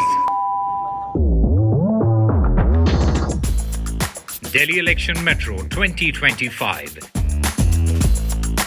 is arriving on people's platform. Please mind the gap. BJP or AAP, who will get to the Delhi Secretariat station? दरवाजे बाईं तरफ खुलेंगे. Who will Delhi voters open the victory doors for? And who will be shown the door? Can the BJP throw AAP's victory run off track? Or will it be Kejriwal's ticket to win again? Can Congress take the election metro to revival? We will track it all for you. Delhi's decision destination. Doors will open on the left. Stay tuned to NDTV for Mega Metro poll coverage. I've been reporting on all issues, big and small, from Andhra Pradesh, Telangana, rest of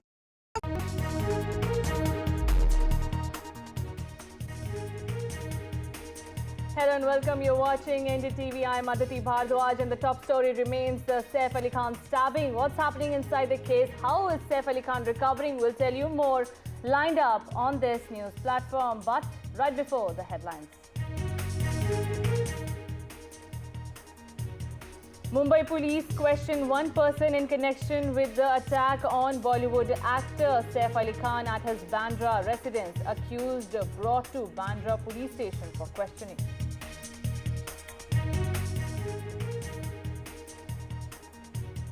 Saif Ali Khan moved out of the ICU. Doctors say close call for Saif Ali Khan in the stabbing attack. Doctors say injury was 2 mm away from the spine of the actor.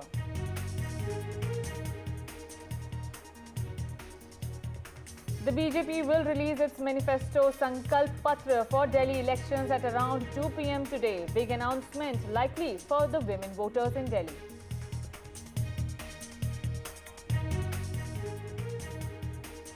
Ahead of Delhi polls, it is a war of poll promises. Kejriwal just now announces free bus rides for students of Delhi.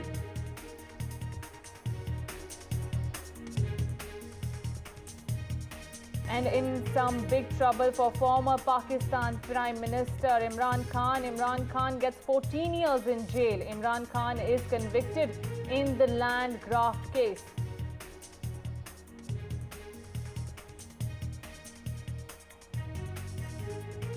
President Draupadi Murmu presents National Sports and Adventure Awards 2024 at Rashtrapati Bhavan. Manu Bhakar, Gukesh, Harmanpreet honoured.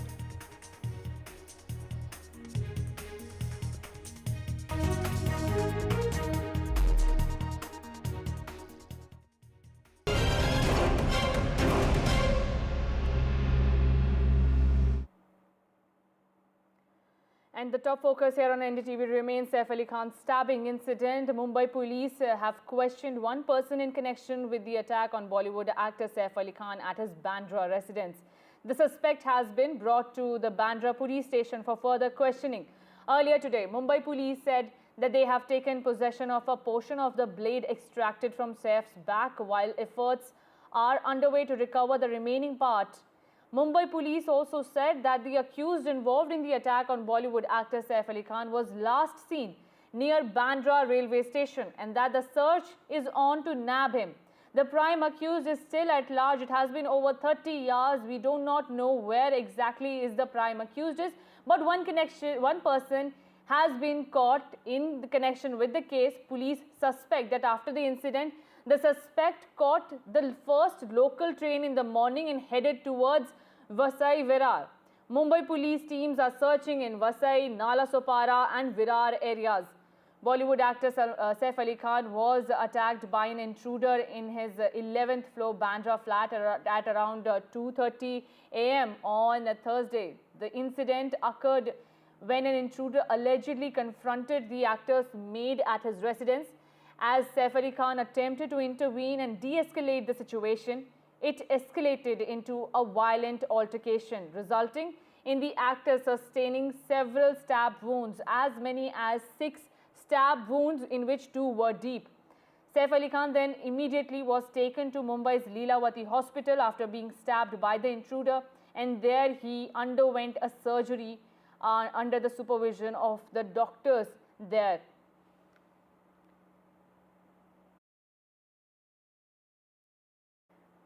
For more on this, I am being joined by my colleagues Radhika and Abira. Radhika, coming to you first on it, take us through the details of what's happening inside the police station. We are hearing one person has been brought to the police station for questioning.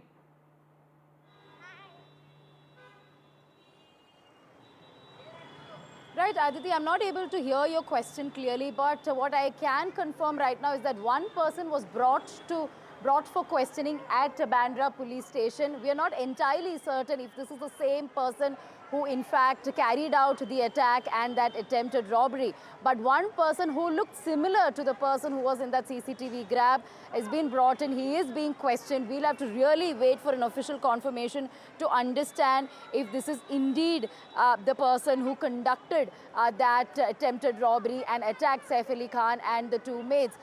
But over the last one day, for more than 24 hours, 20 teams have been deployed by Mumbai Police Crime Branch, the Mumbai Police Bandra station, as well as other teams have been formed in order to trace this particular accused. All the technical evidence being collected by the Mumbai Police, and besides that, mobile data is something that the Mumbai Police was very heavily relying on. They were trying to figure out which are the mobiles that were active at the time of the incident. Besides that, they were gathering a team of informants so as to trace the accused. No identity of the accused. In fact, no extensive information about the identity has been revealed by police officials. All we know is this is a 5'5" person who is about 30 to 35 years old, and we have that visual. That's all. Did he have any connection with people who were working inside the building, inside perhaps Saif Ali Khan's home? Was he working here in the past? That's something that is being suspected by the Mumbai Police, because he seemed to have an idea about the layout of this building. He seems to have an idea about the ins and outs of the building as well as Saif Ali Khan's residence. So how did he manage to so effortlessly get inside Saif Ali Khan's child's bedroom? So these are shocking, details that emerge as far as the sequence of events are concerned. So a lot of questions to be answered, and that will become clear only when that person is arrested. But as of now, what we can confirm is one person who looked similar to the person who was seen in that CCTV visual, who was the attacker, is in fact being questioned by the Mumbai Police as we speak, and we will have to wait for an official confirmation.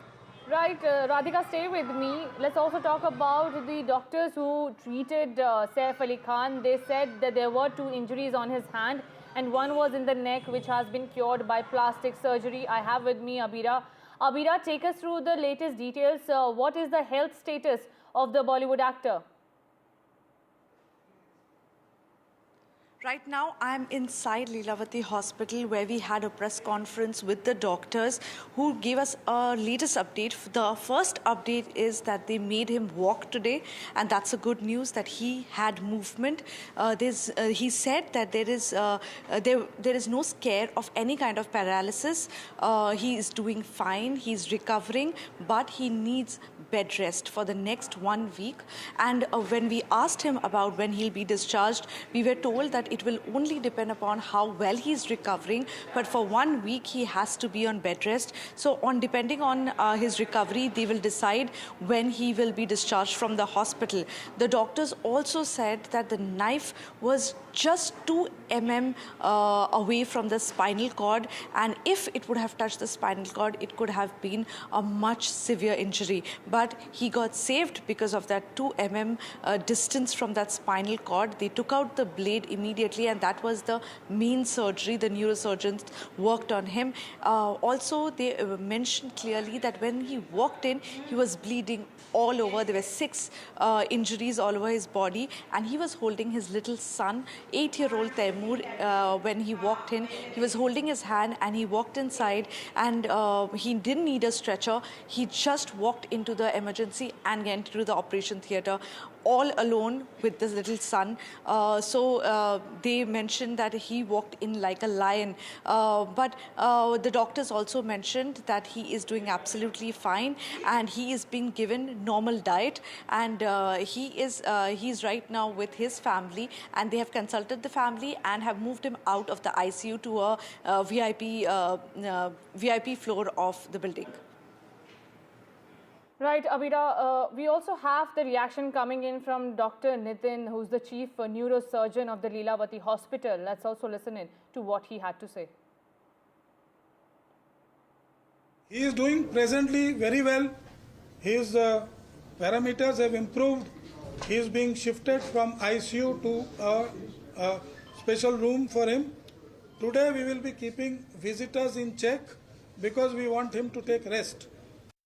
2 millimetre से बच गया.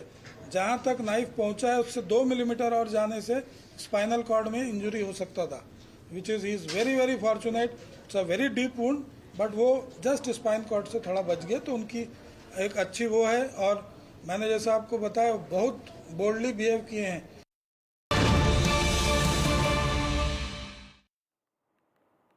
And breaking news coming in, BCCI cracks whip on the Indian cricketers. Is this the fallout of losing against Australia? We'll see. BCCI has codified the conduct. A 10-point disciplinary guideline has been issued to all the cricketers in the Indian team. These are the strict guidelines that have been issued by the cricketing board. The focus now is on discipline and punctuality for the cricketers. This new guideline limits on family time for cricketers while on a tour. This diktat has been issued to avoid any distraction, and to allow cricketers to focus more on their game. This BCCI guideline also calls for making domestic cricket mandatory. This limits on family presence. Restrictions have been placed on the presence of players' families during the tours, and a ban on personal endorsements have also been put up in place. My colleague Osama is also joining me for more on this. Osama, take us through point-by-point guideline that has been issued by the BCCI. Well, just to give some context, Aditi, the objective behind issuing these guidelines is to promote discipline, unity, and a positive team environment, while also ensuring that there is the professional standards and the operational efficiency during tours and series, it is maintained. And it is in this regard that the BCCI has now formalized this 10-point guideline for all the players. When you look at the points that has been mentioned in that particular letter, the number one is participation in domestic matches. And now this is very important because a lot of the senior players who had been playing for the Indian cricket team, the national cricket team, for a long time, they would avoid playing in domestic tournaments and domestic matches. Now, the BCCI has said that participation in domestic matches, it is mandatory for the players to remain eligible for selection in the national team and for the central contracts. This is very important because most of the senior players, they have been avoiding these tournaments, especially the Ranji Trophy, and hence the reason why the BCCI had to step in and say that, look, you will have to play in domestic tournaments as well. As far as the second point, which is also another very important point, traveling with the families. Now, all players according to this diktat, all players.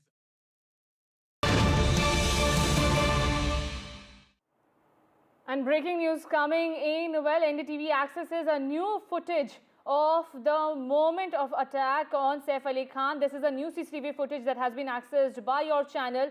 In this CCTV footage, we can see the staircase which were used by the accused on that night when Saif Ali Khan was stabbed multiple times.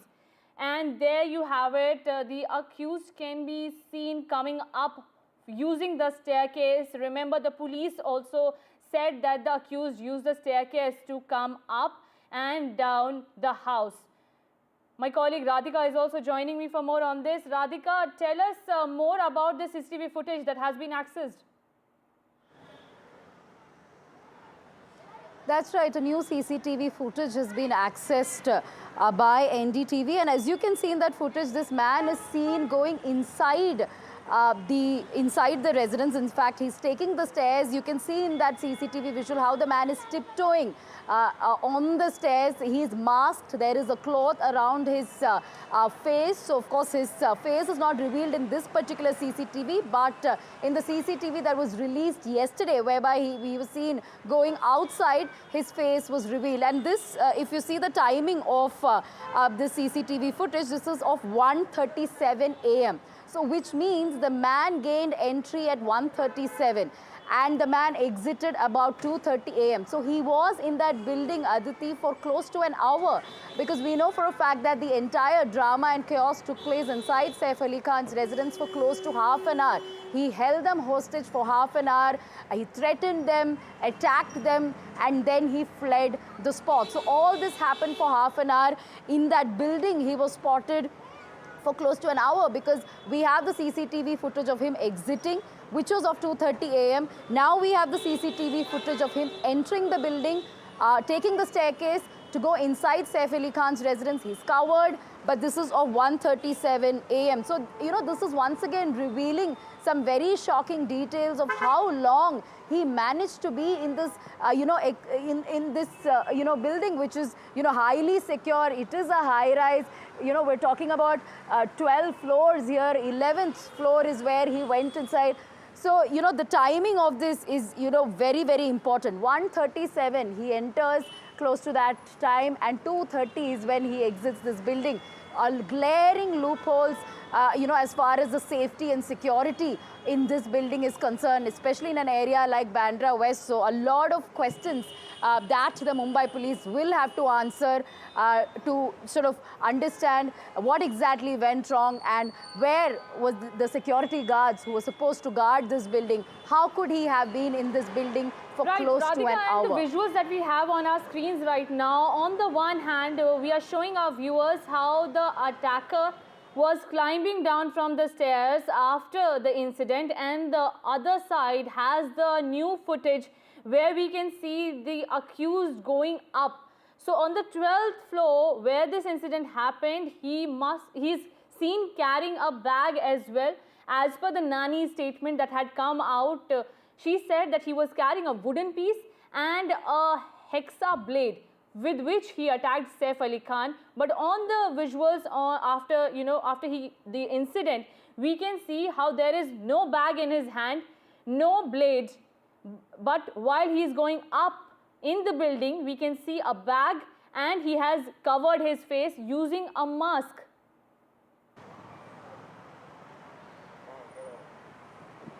Absolutely. These are shocking details, of course, emerging. The fact that he could get inside that building at 1:37 a.m. very effortlessly, just by, climbing a few walls, and then the escape area, especially the staircase, the fire escape area, and then a few ducts, and then he's inside Saif Ali Khan's child's room, and he was there close to an hour. So that's what the CCTV visuals are revealing. He had a backpack on him, his face was covered, and while exiting, of course, his face could be seen. It shows 1:37 a.m. as his entry time. That is when this CCTV was captured, and exit time when the CCTV was captured yesterday was 2:32 a.m. So very, very serious, loopholes coming to fore as far as this entire incident is concerned. And Mumbai police not really successful in nabbing the accused. We know that one person has been detained. Is he really that accused? We'll really have to wait for an official confirmation. Right, and the visuals on your screens, viewer, can be elaborated much in a better sense. Is that one is when he is entering at 1:37, he can be seen entering and climbing upstairs, which means he must have entered via the fire escape, which the police said that he used. He jumped from another building to Saif Ali Khan's residence and then used the staircase to go up and down the floors where Saif Ali Khan and his family lives inside this building. Then at 1:37, we can see him going upstairs. He has covered his face with a mask and he has a backpack with him. As per the statement given by the house help of Saif Ali Khan, she said that he was carrying a wooden piece to attack a person and also a hexa blade. The hexa blade same was used by this attacker to stab Saif Ali Khan 6 times. There were 2 deep wounds, 2 deep cuts near the spine of Saif Ali Khan, which have now been treated. This actor underwent a surgery at the Lilavati hospital in Mumbai and now he is out of danger. He is also out of the ICU. He will be monitored closely, but these are the visuals that we are getting for you. First, you can see the attacker going upstairs to Saif Ali Khan or his son Jay's room. As per the nanny's statement, he entered Jay's room and then there 2 nannies were there who alerted Saif Ali Khan and Kareena Kapoor, and then Saif Ali Khan tried to overpower the attacker, but somehow in between that scuffle, Saif Ali Khan got stabbed multiple times, at least 6 times he was stabbed. Right after that incident and right after that scuffle is the other video, the CCTV at 2:33. On the right hand side of the screen is when he is coming down from the stairs and the attacker can be seen exiting somehow the building. As per nanny's statement, she said that the attacker was somehow overpowered after the scuffle and they locked him inside Jay's room. However, when they came back with a lot more people, the attacker had managed to escape the building and escape the room. These are the 2 visuals. These are the 2 visuals that are right at the front. One is at 1:37. We can see at 1:37 a.m. in the night, we can see attacker enters Saif Ali Khan's area of living, and then at 2:33 the attacker exits it. We continue to stay with Radhika. Radhika, take us through more details. What progress has the police made in terms of the investigation that is ongoing? As far as Mumbai police probe is concerned, they have recorded statements of all the house help, whoever was inside the house at the time. Saif Ali Khan's statement is yet to be recorded. Of course, he is recuperating in the hospital. That may take a while. And insider angle is something that the police is very closely looking into. They believe that this suspect, this man, may have had information about the ins and outs of the building, about the layout of the building, perhaps because he either worked in that building in the past or he may know somebody who worked in the building or at Saif's house. So that is something that is being investigated. Besides that, police has not revealed anything about this man's name, anything about the identity, apart from, of course, these CCTV visuals that shows the image. And they are very closely relying on technical evidence, on mobile data as to whose phones were active at the time around this particular area when the incident happened. Also speaking to a bunch of informers. Besides that, today, very important development that took place is the detention, or rather a man being questioned. One man is being questioned as we speak, and this man looks similar to the man spotted in the CCTV, but as of now, the police say no arrests have been made yet. So we don't know who this person is and why he's being questioned. Is it the same suspect, or is he, is this a mistaken identity? So we don't know that, so we'll wait for an official confirmation from the police.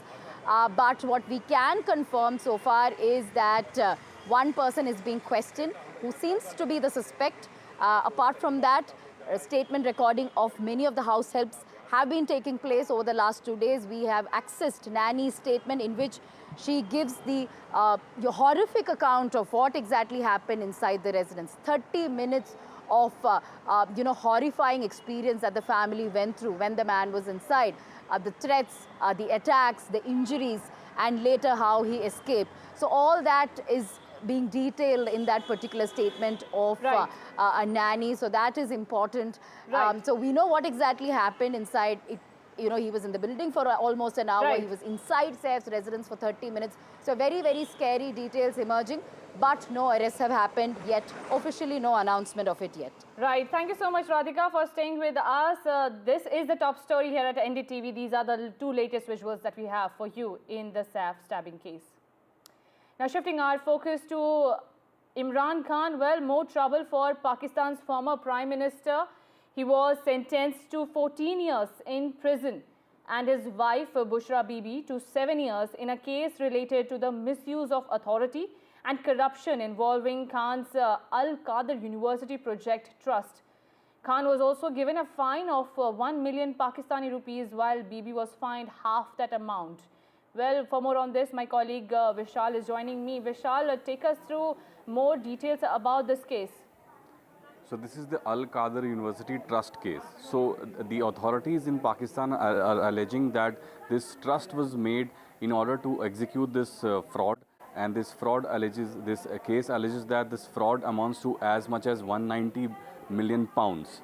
And they say that, the authorities say that Imran Khan and his wife Bushra Bibi, they benefited by obtaining millions of rupees, approximately billions of rupees, and some land parcels as well, in order to sign some bills, and that would have resulted in the formalization of a land. And that land had been, that money had been handed over by the UK government back to the Pakistani government, the former Pakistani PTI government. So it's a fairly complicated case, but in the larger scale, what it means is that Imran Khan and his wife both have been sentenced to 14 years and 7 years in jail respectively, and they've also been fined, as you have mentioned. And the court has also added that if they fail to give the fine, 6 months of time will be added to their respective sentences. So what does it mean on the whole scale is that the trouble has deepened for both Imran Khan and his wife, particularly for Imran, because ever since August 2023, we all know that he's been languishing in jail. There have been dozens of cases against him. He has been incriminated in many of them. And in the last few months, there was some kind of reprieve, in the sense that there had been some talks between PTI, his party, and also the government of Pakistan that suggested that there could be some kind of relief for Imran. There could be, he could be released in a while, but this will put those efforts back, as this is a huge case. This is one of the biggest cases against him, the Al-Qadr University case, and he has been sentenced to 14 years and 7 years for his wife. And it remains to be seen whether or not they go for the appeal. They will most likely go for the appeal, because this sentence was handed over by the lower court. It was in the waiting because the indictment had happened about a year ago, and it remains to be seen how the Pakistan government now responds to it. Right. Thank you so much, Vishal, for joining us with those updates. Well, shifting our focus to the emergency row that is blowing out of proportion now, with SGPC protesting against movies release in Punjab. Well, the members gherawed several cinema halls and said that they will not let the movie release as it is a propaganda movie. Well, now actor Kangana Ranaut has reacted to the protest by the SGPC members. Kangana Ranaut says this is harassment of art and artists, and there is a propaganda that is going on against me to tarnish my image. That is what Kangana Ranaut had to say. Remember, Kangana Ranaut is starring in the movie which revolves around Indira Gandhi's assassination and the 1984 riots, to which the SGPC members object. My colleague Gurpreet Chinna is joining me. Gurpreet, we are hearing the latest reaction coming in from actor herself. Kangana Ranaut says there is a propaganda that is going on to tarnish her image. Well, we have seen SGPC has already written a letter to the Chief Minister saying that this movie should not be released in the state of Punjab because the distorted history of Sikhs has been represented in this movie. But if we can talk about Kangana Ranaut's response, we have seen this not the first time this controversy is going on. Earlier, we have seen so many times she has spoken against the farmer protest, and even the farmers, they have also put a question mark over the intention of Member Parliament Kangana Ranaut. Now, at this point of time, such type of reaction has come from the artist, and specifically on the movie. We have seen yesterday, SGPC has already written a letter to the Chief Minister in which they had indicated it hurts the sentiments of the Sikh community, and this is not this time. Earlier also, lot of time, this controversy has already come to the light when they had been demanding this movie should not be released. But finally, if it is being released, we have seen the huge number of the protesters being held by the SGPC workers in Amritsar and other places of the state. It seems they are putting a question mark over this movie which has been released. So let's see that how SGPC, the Punjab Chief Minister, is going to react on the remarks of Kangana Ranaut, which she has asked and put a question mark over these protests, saying it seems that the artist is being targeted by SGPC and other members who are holding protest. Back to studio. Right. Thank you so much, Gurpreet, for all those details. Remember, today is when the movie is being released. Now, actor Vijay's party has announced that it would not contest the by-election to the Erode Assembly constituency scheduled to be held on February 5. Earlier, the BJP and the AIADMK opposed the by-election scheduled to be held on 5th of February. TVK said that ruling party wins by polls in Tamil Nadu. DMK is making mockery of polls. For more on this, we are also getting my colleague Sam Daniel. Listen in. This is a stand the party had taken already, that their first election would be the 2026 assembly elections in Tamil Nadu and nothing else, and they are reiterating it, also adding that the party would not support any other party in the upcoming Erode East by-poll. And already, it's a kind of a tricky situation for TVK, because although actor Vijay is hugely popular, he has a cult following, his popularity in terms of his vote share or vote bank is untested. And participating in a by-poll could backfire. If the party is seen to perform poorly, then it may not work well or augur well for them in the 2026 assembly elections, which it plans to fight in full swing and possibly win elections as they hope to. It's just not the TVK. Already the key opposition, AIADMK too, has decided to boycott, saying that voters last time in the by-poll held there were intimidated, undermining democracy, and hence it wants to boycott. And also the BJP, which has a small little presence in Tamil Nadu, and it says last time the ruling DMK had held those voters in camps or sheds in enclosures, offering them money and making a mockery of elections, and it will be a repeat of that, and hence they do not want to be part of this. But the larger political stakes for these two parties is that AIADMK has been losing 3 elections successively after Jayalalitha died, and if they're not able to reverse it in this by-poll, it could be seen as a bad start before the 2026 assembly elections. Likewise, the BJP, which has a negligible presence in Tamil Nadu, last time fought an alliance with the AIADMK. This time both have parted ways, and again for it trying to expand its footprint, this by-poll, which normally ruling parties win in Tamil Nadu, may not augur well. That's why the larger context opposition parties trying to avoid, saying that ruling parties do all kind of tactics to win, what they call as misusing official machinery. But in a sense, it's also a kind of an embarrassment for the ruling DMK, because when the opposition is not fighting, it's going to be a cakewalk for you. And in a kind of a democratic country like India, it doesn't augur well. In that sense, it could be a kind of a disadvantage or an embarrassment for the ruling party. But elections are due on the 5th of February after this was announced, after the Congress MLA EVK's Ilangovan passed away recently.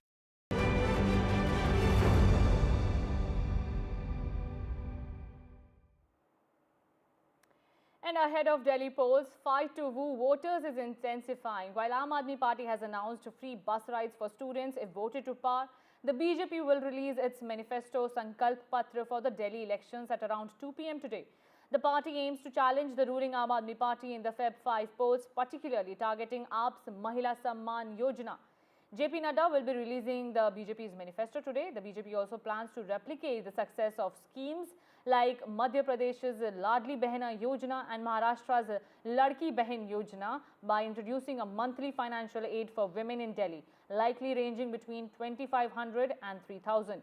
For senior citizens, all individuals above 60 years of age would qualify. The party estimates that these measures will attract significant voter support.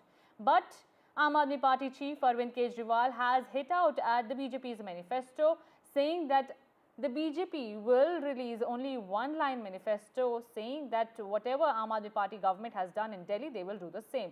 Listen in to the sharp attack coming in from Arvind Kejriwal. Metro Delhi सरकार और केंद्र सरकार का 50-50 venture है। तो मैंने आज प्रधानमंत्री जी को चिट्ठी लिखी है कि हमें स्टूडेंट्स को 50% कंसेशन देना चाहिए मेट्रो के फेयर में, और चुनाव खत्म होने के बाद हम बसों में फ्री बस सफ़र कर देंगे स्टूडेंट्स का, और मेट्रो के अंदर 50% कंसेशन बच्चों को हम देंगे। तो ये एक बहुत बड़ी घोषणा दिल्ली के स्टूडेंट्स के लिए है। मैं उम्मीद करता हूँ कि दिल्ली के स्टूडेंट्स इसका स्वागत करेंगे कि जो काम केजरीवाल कर रहा है वो काम हम भी करेंगे।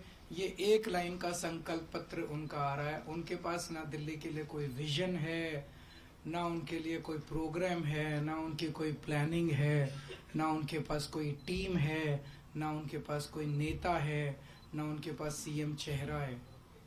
वैसे में ये देखो, उनकी सरकार तो बन नहीं रही। जब सरकार ही नहीं बन रही तो कुछ भी बोल दो, तो फिर कुछ अच्छा बोलो ना, बड़ा बोलो। तो फिर दिक्कत क्या है? लेकिन क्यों काटने हैं वोट? क्योंकि वो गरीब है।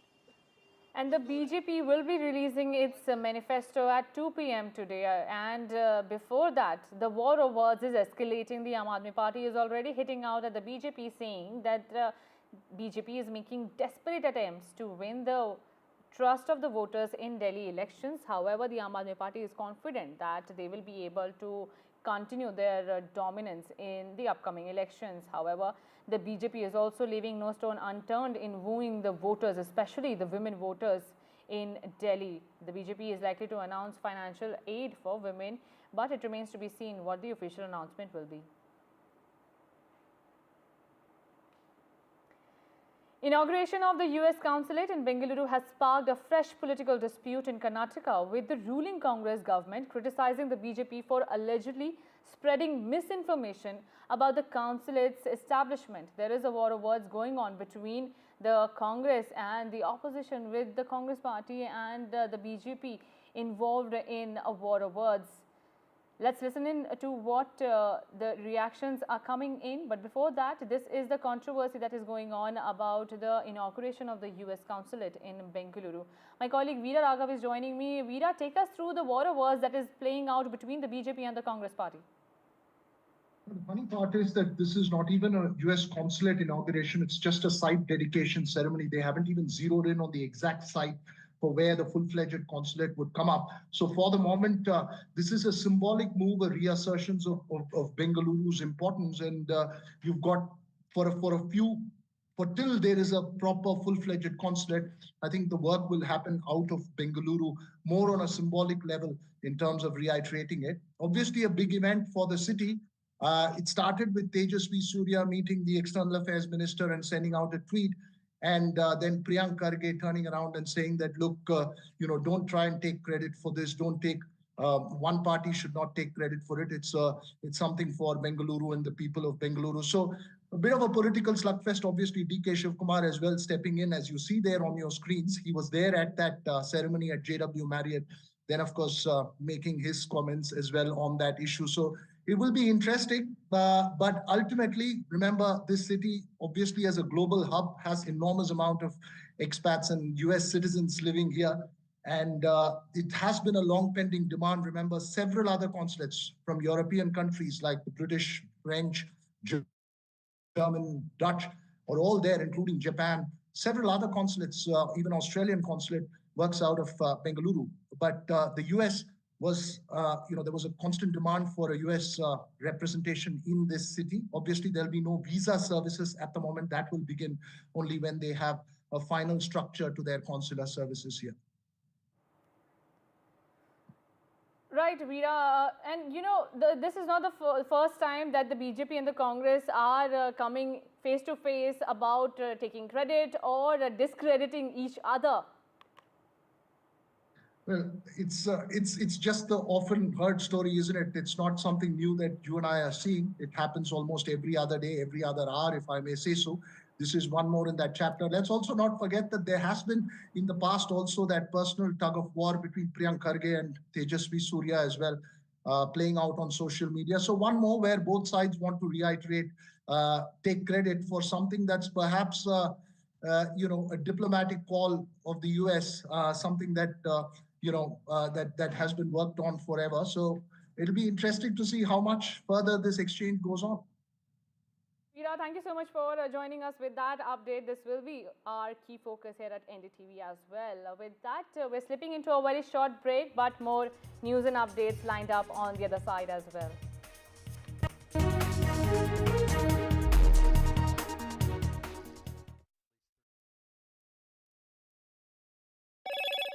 Hello, Moto.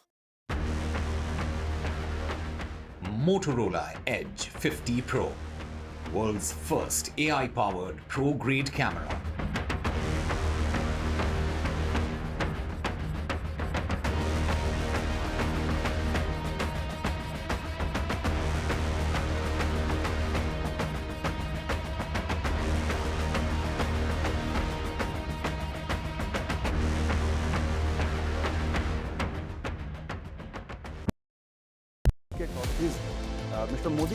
In a time of sweeping economic change, what can India's past tell us about its future? From the watershed moments of 1991 to the challenges of tomorrow. Join Sanjay Pugalia, Editor-in-Chief NDTV, in conversation with past and present Finance Commission chairpersons N.K. Singh and Arvind Panagari. Reforms past, present and future. A special presentation on NDTV.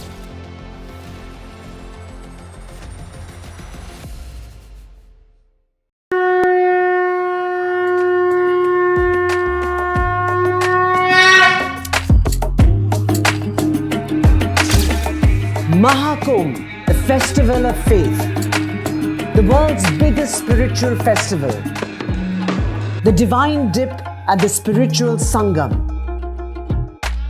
a sacred confluence of faith, culture and heritage.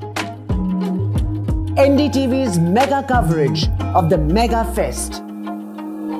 NDTV at Mahakumbh 2025.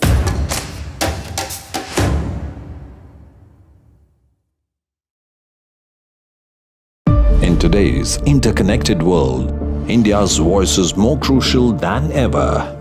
When India speaks, the world listens. At NDTV World, we are that voice, bringing you intelligent and insightful news from India and beyond. From geopolitics and diplomacy to economic shifts, migrations, tech disruptions, and the stories of our diaspora. We cover the news that shapes our global future. NDTV World, your new home for global news is here. Hello and welcome to the best of the World Economic Forum in Davos, Switzerland. For 2 decades, NDTV has been a window to the world's greatest thinkers, leaders, Nobel laureates and stars at the World Economic Forum in Davos, Switzerland.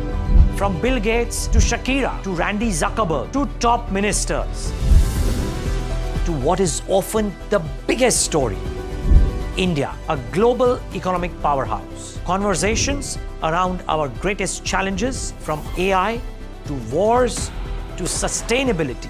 Join us, NDTV's Vishnu Shom and me, Neeraj Shah, as we engage with the world's finest. NDTV at Davos from January 20th to January 25th.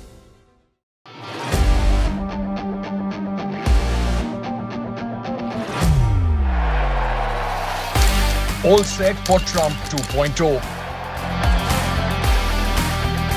Countdown to January 20th. Terror shadow, visa wars. All the twists and turns. Tracking Trump takeover. every day at 10:30 p.m. only on NDTV 24/7.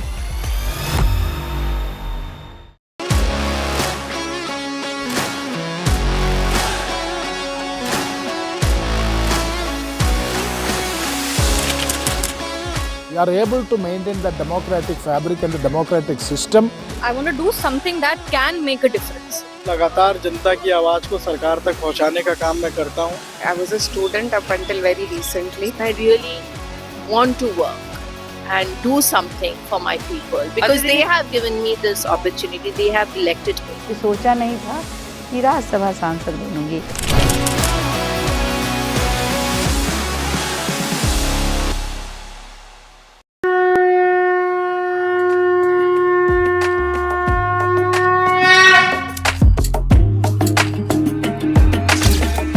Mahakumbh, a festival of faith, the world's biggest spiritual festival, the divine dip at the spiritual Sangam, a sacred confluence of faith, culture and heritage. NDTV's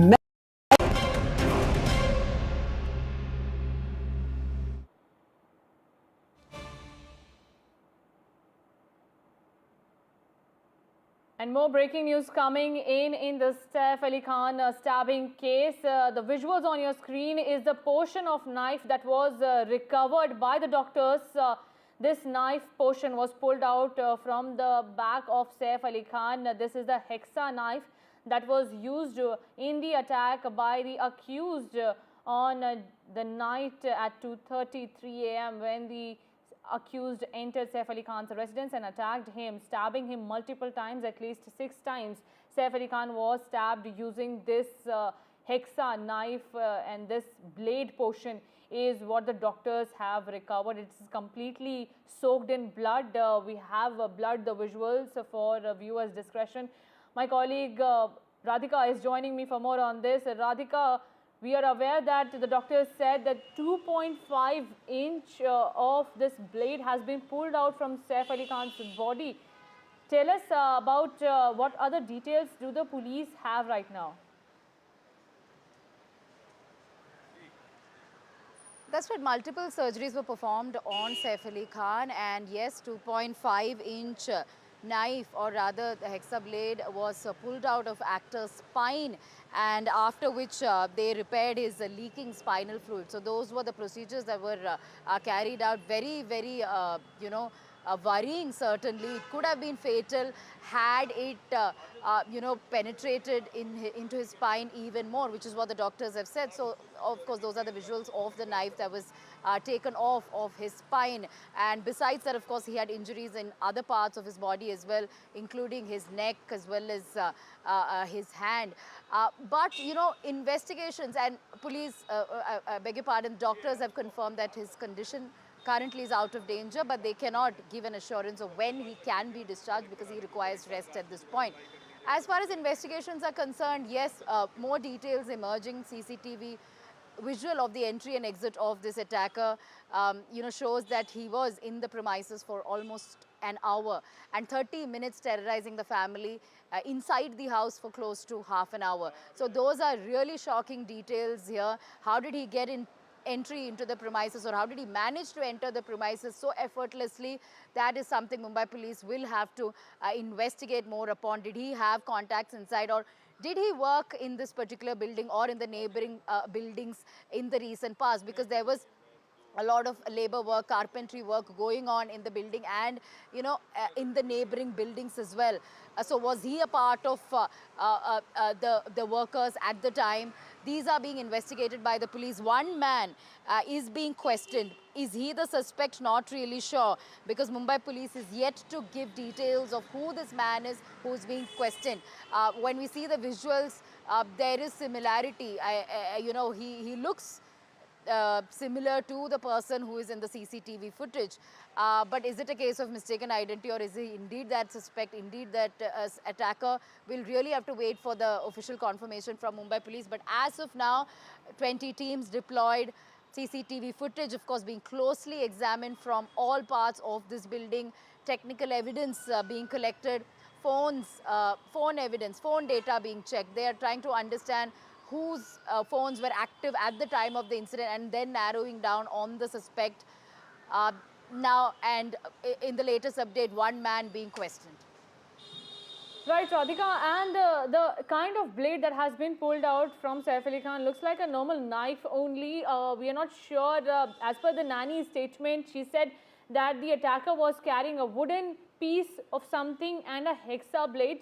The visual on your screen shows a blood-soaked knife, the portion of which has been pulled out from Saif Ali Khan's body, and the actor is recovering well on that front.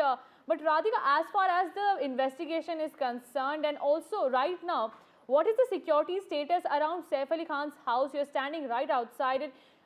Do we have any details of if the security is being improved outside his residence, and what is the reaction coming in from the neighbors around that house? You know, as far as neighbors are concerned, they're certainly worried and concerned about the fact that something like this could happen in their neighborhood. This is a posh neighborhood, high-profile people live here. I'll get you the visuals of the building. No, the security has not been enhanced. It's the same as yesterday. In fact, I can't even see the security guard right now. But there is one watchman in this part of the building and another in the other part. But no security enhancement has happened. But there are police officials inside. They've been carrying out investigations since yesterday. So there are a couple of police officials who are inside. Yesterday, of course, there was a lot of movement and activity. A number of police officials for N16 were at the spot. But currently, you don't have, that much security as one would expect at this point, and the family members are not here. Of course, this is a crime spot, so none of the family members are here. And yes, this has definitely left people worried in this place. And, in a place like Bandra, one wouldn't expect an incident like this. Absolutely, and Radhika, this is a chilling detail that is coming to the front. The knife has been, pulled out. This has been seized by the Mumbai police. The investigation is going on, but the prime accused is still at large. Thank you so much, Radhika, for joining us with that update. And viewers, we are just days away from the union budget. Ahead of that, we take a look at what are the key expectations. Our editor-in-chief of NDTV Network, Sanjay Pugulia, speaks to Chairperson of Finance Commission Arvind Panagriya and former Chairperson of Finance Commission NK Singh on this. Listen in. Exactly just before the budget and with an ambitious plan of Viksit Bharat, we are trying hard as a country to come up with a roadmap which really takes us there. The current economic structure requires some serious reforms. This has been discussed all the time. But now is the time where there is an aggressive clarity and plan, aggressive, clear plan. So I will start with Mr. Panagriya. You have just written a book and you have considered all aspects of our economic priorities. So what are your opening remarks? Okay, no, there is a lot that we have done in the past, including under the current Prime Minister Modi, and there is a lot left to be done. I would start, say, with the implementation of the 4 labor codes. These are labor codes which we had enacted in the Parliament in 2019 and 2020, but their implementation is still to be done. So I think that would be, that in some sense today is the low-hanging fruit. Once that is out of the way, there is a whole host of reforms which have to do with the GST, personal income taxation, privatization, higher education reform. So there are areas, I've always felt that reform is a long-drawn, ongoing process. It's not a one-time deal. We, for good reasons, celebrate 1991, but that was just the beginning. 3 decades later, we still have things to do. Yeah. So 91 reference comes very often, Mr. Singh. What we need to understand to go forward now, that some past experience has to be understood in the correct perspective, so we don't make those mistakes. There is still a great overhang of centralized command and control economy. the economic activity has to be led by public sector, over importance on public sector enterprises, with strong bureaucratic control. These legacies, the baggage, we have to shed. No, I agree fully with what you are saying. And in the light of what my friend Arvind Pangaria has said, that there is a lot which has been achieved in the last few years under the Prime Ministership of Prime Minister Modi. A lot more needs to be done. But since your question is directly on the overhang and the shadows of what circumstances led to 1991, the fact remains that we were under the shadow of Fabian socialism. That baggage determined the course of economic strategy and policy, beginning from our independence with the constitution of the Planning Commission, a controlled economy, a controlled planned economy with micromanagement. And we have, in spite of repeated attempts, not fully been able to shed that mind. That kind of an overhang of the mindset reflects itself on the difficulties which we are encountering in the reforms of the factors of production, which was partly alluded. Labor is one, capital is the other, in terms of our ability to look at the most efficient modalities for banking intermediation, making capital available at efficient cost. In terms of availability of land, for instance, I think that we have not been able to get out of the fact, and to make India a competitive destination for not only doing business, but also making India an attractive place for being able to harness our export capability and to manage our balance of payments in a credible way. And watch the complete conversation between the three of them at 8:30 p.m. tonight. Not just this, but also their views on One Nation, One Poll and how India is progressing further. And with that, we're slipping into a very short break. Keep watching NDTV.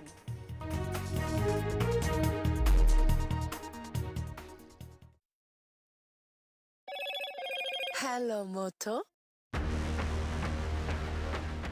Motorola Edge 50 Pro, world's first AI-powered pro-grade camera.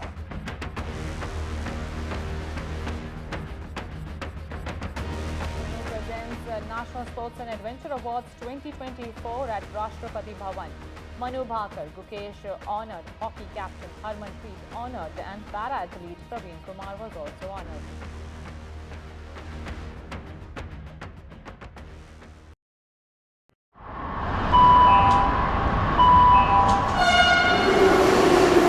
Kind attention, please. Delhi Election Metro 2025 is arriving on People's Platform. Please mind the gap. BJP or AAP, who will get to the Delhi Secretariat station? दरवाजे बाईं तरफ खुलेंगे. Who will Delhi voters open the victory doors for? And who will be shown the door? Can the BJP throw AAP's victory run off track? Or will it be Kejriwal's ticket to win again?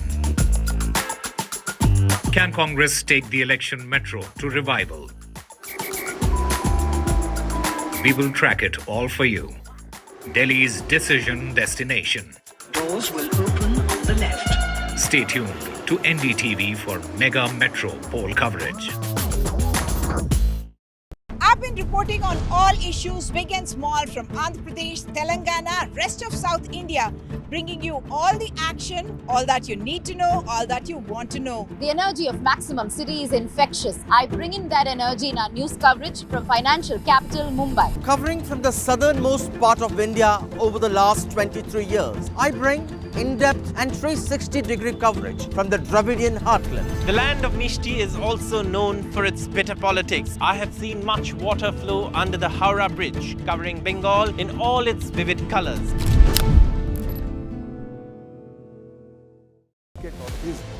Mr. Modi's In a time of sweeping economic change, what can India's past tell us about its future?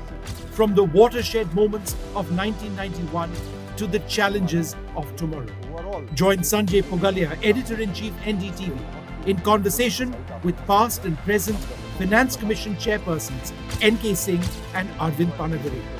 Reforms past, present and future. A special presentation on NDTV.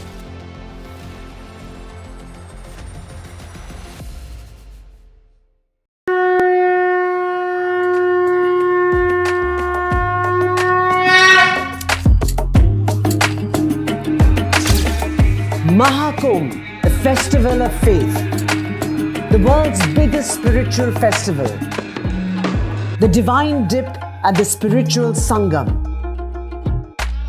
a sacred confluence of faith, culture and heritage.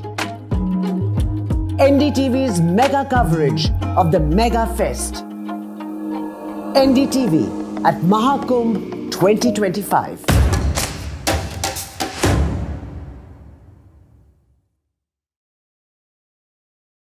In today's interconnected world, India's voice is more crucial than ever. When India speaks, the world listens. At NDTV World, we are that voice, bringing you intelligent and insightful news from India and beyond. From geopolitics and diplomacy to economic shifts, migrations, tech disruptions, and the stories of our diaspora. We cover the news that shapes our global future. NDTV World, your new home for global news is here.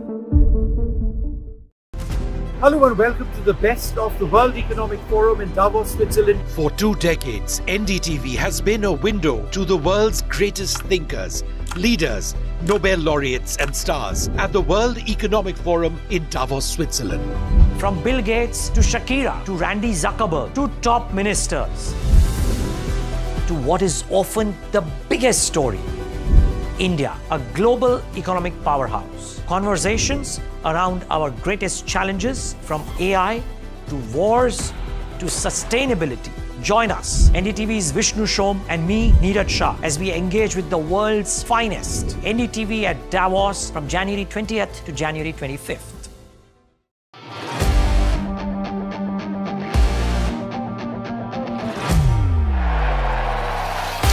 All set for Trump 2.0. Countdown to January 20th. Terror shadow, visa wars. All the twists and turns. Tracking Trump takeover. Every day at 10:30 p.m. only on NDTV 24/7.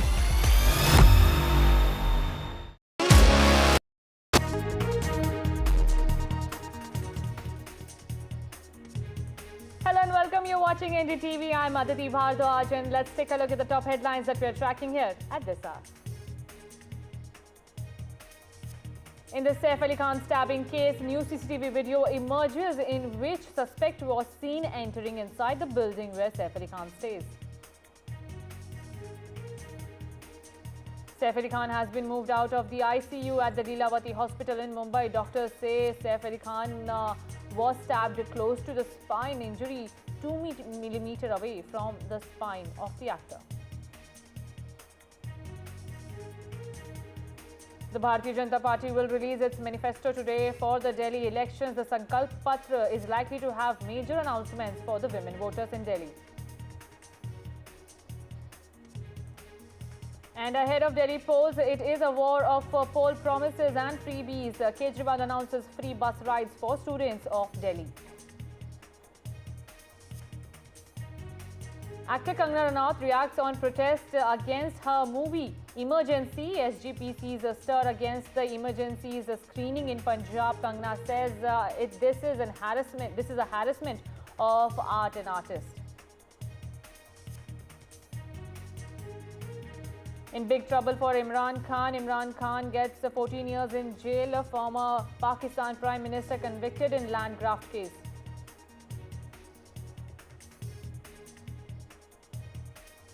Cricketing Board, BCCI cracks whip on cricketers, codifies conduct, 10-point disciplinary guidelines issued limiting on family time while on tour has been said.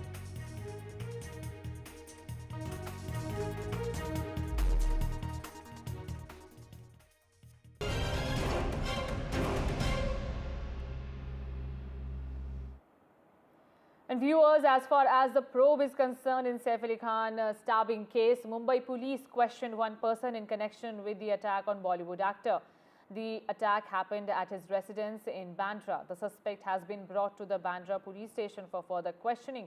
However, the prime accused is still at large. Earlier today, Mumbai police said that they have taken possession of a portion of the blade extracted from Saif's back, while efforts to recover the remaining part are still underway.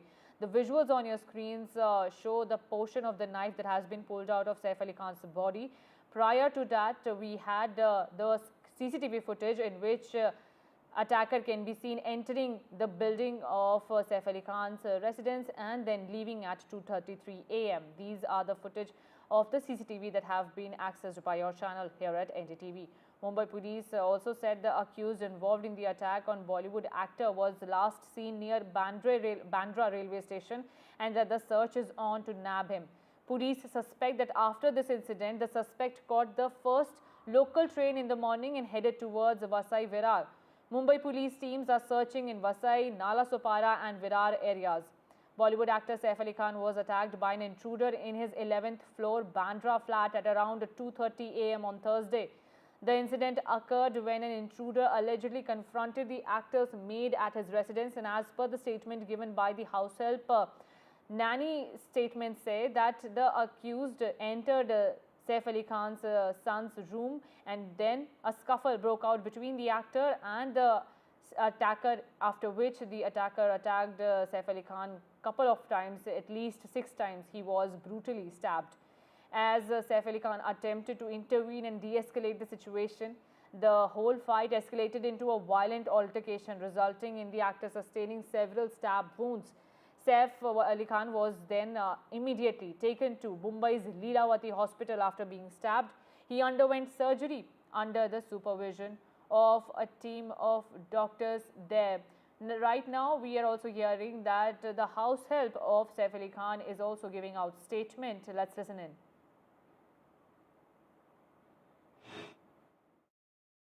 उनका नाम क्या है? उनका नाम क्या है? वारिस अली सलमान। क्यों लेके आए? पूछताछ के लिए। किस मामले में? ये नहीं पता, मुझे खुद को नहीं पता। आपके हस्बैंड वहाँ पे क्या काम करते हैं? कारपेंटर का काम चालू किए थे। किसका काम? कारपेंटर का। कारपेंटर का। क्या बोल के लेके आए पुलिस उनको? क्या बोल के पुलिस? नहीं बोले, पुलिस नहीं बुलाई थी। बोल रहे ना पुलिस नहीं बुलाई थी। पुलिस को लेके लेने आई थी वहाँ पे? पुलिस नहीं, ना मेरे घर पुलिस आई है, ना मैनेजर आया, ना पुलिस आया। फोन आया था, फोन पे हम लोग मेरे आदमी गए थे, जब किए इन्होंने तो डर किस बात की, तो इसके वजह से चले गए थे। मेरे 5 कारीगर वहाँ पे हैं पूछताछ के लिए। अरे देखो ना कितना वो छेक में रखा, मैं बता दी। आपके हस्बैंड का नाम क्या? बता दी कितनी बार सर, बता दिया है उन्होंने।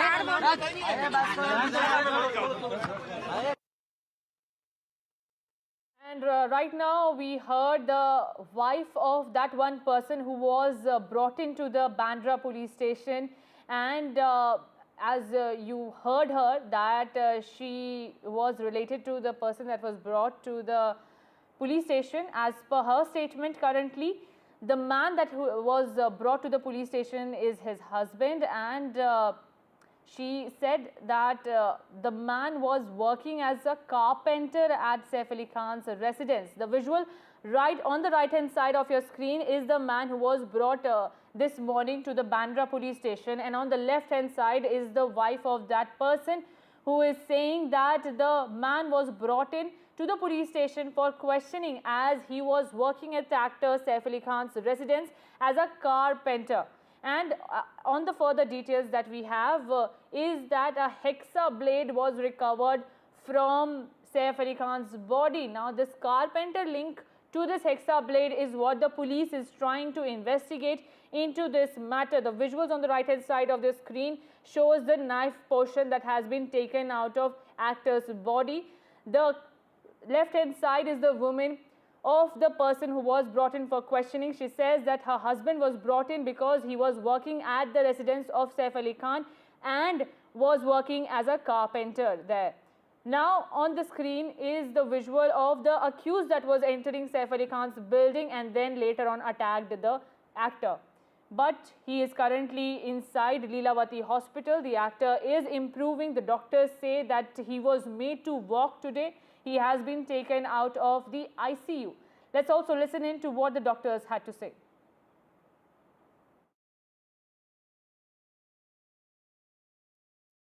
He is doing presently very well. His parameters have improved. He is being shifted from ICU to a special room for him. Today we will be keeping visitors in check because we want him to take rest. And my colleagues Abira and Sujata are joining me for more on this. Sujata, if I can come to you first. Right now we heard the wife of the carpenter who was brought to the police station this morning. Take us to the further details from how many days this work of floor polishing or other work was going on at the actor's residence.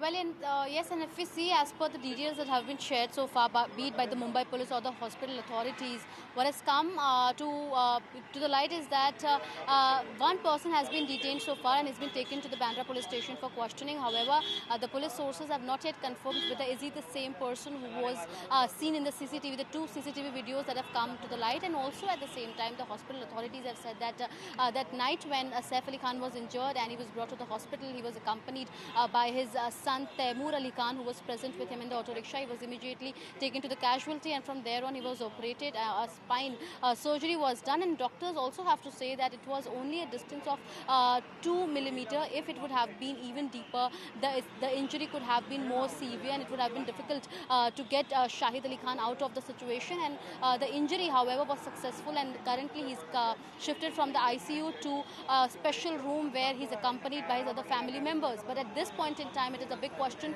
for the crime branch as well as the Bandra police station to find out this troubling case that has developed, because Bandra, as we know, is an area where celebrities reside, and at present the person who has been brought for the detention, it is as per our police sources, it is being said that his name is Shahid, and he already has several cases registered against him for breaking into homes and conducting theft, and such cases have already been there. But is he the same person that was found in the residence of Saif Ali Khan is yet to be confirmed. However, police speculate that he could be a regular thief who would be, often traveling. But the piece of the knife that has come out after the surgery, police sources have to say that though it was the maid from Saif Ali Khan's residence who said that it was a hexa weapon, but the part of that knife does not seem to be a hexa weapon. So currently that is being investigated, and also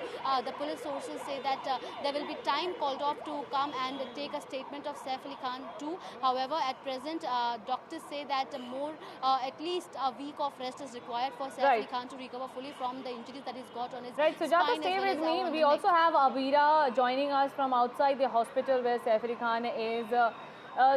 Abira, we are hearing a lot of reports coming in that his movement has been restricted for a week. Saif Ali Khan is likely to stay inside the hospital for 1 week. We're also seeing reports of so many actors coming in and out of the hospital. Currently, we saw Kareena Kapoor entering the hospital. Then Soha Ali Khan, his sister, came. And mother Sharmila Tagore has also visited the hospital. Take us to the latest details.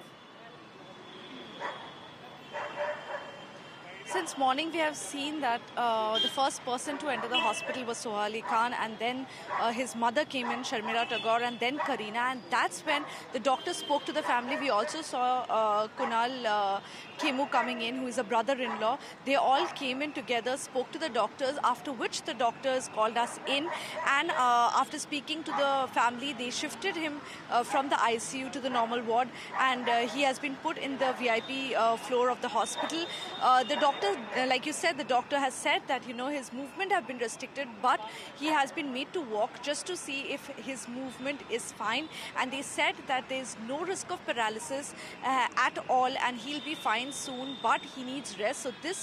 So today you will not see anyone coming inside the hospital other than family going in and coming out. No friends are allowed or other visitors are allowed to visit him, because the doctors strictly want him to rest, and rest doesn't mean just lying on bed. He needs to rest. So they have also said that regarding the discharge, they are not sure when he'll be discharged, because everything depends upon how well he is recovering, and for recovery he needs 1 week of absolute bed rest. But he is on a normal diet. The doctor said there's nothing wrong, he's normal diet. But also to mention, the doctor specifically mentioned that when he entered the hospital, he said he walked in, he didn't need a stretcher, but there was blood all over his body. He was holding his stomach, he walked in and he was bleeding, and one hand he was holding his 8-year-old son, Taimur, and he walked into the hospital, straight into the OT. He walked into the OT, and that's what the doctors mentioned, that he is like a lion who just came into the emergency room walking with so many wounds. 6 wounds he had. The major one was the spine injury, which was taken care of by the neurologists, and they did a surgery immediately and took out the blade. Right, thank you so much, Abira and Sujata, for joining us and giving those details. Saif Ali Khan attacked case has to be, and one of the most high-profile attacking case. The Mumbai police is working 24 hours, but it has been close to 35 hours, and the prime accused is still at large, raising many questions at the way the probe is going on.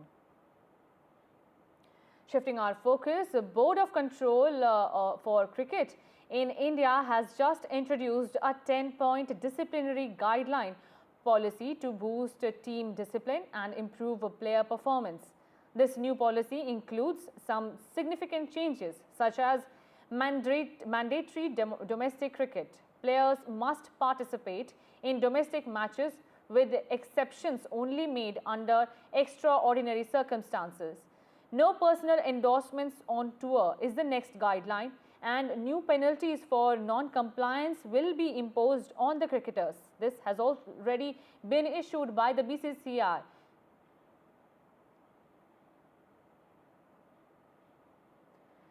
And Pakistan's former Prime Minister Imran Khan has been sentenced to 14 years in prison, and his wife Bushra Bibi to 7 years in a case related to the misuse of authority and corruption involving Imran Khan's Al Qadr University Project Trust. Khan was also given a fine of 1 million Pakistani rupees, while Bibi was fined half that amount. My colleague Vishal Vivek joins me for more on this.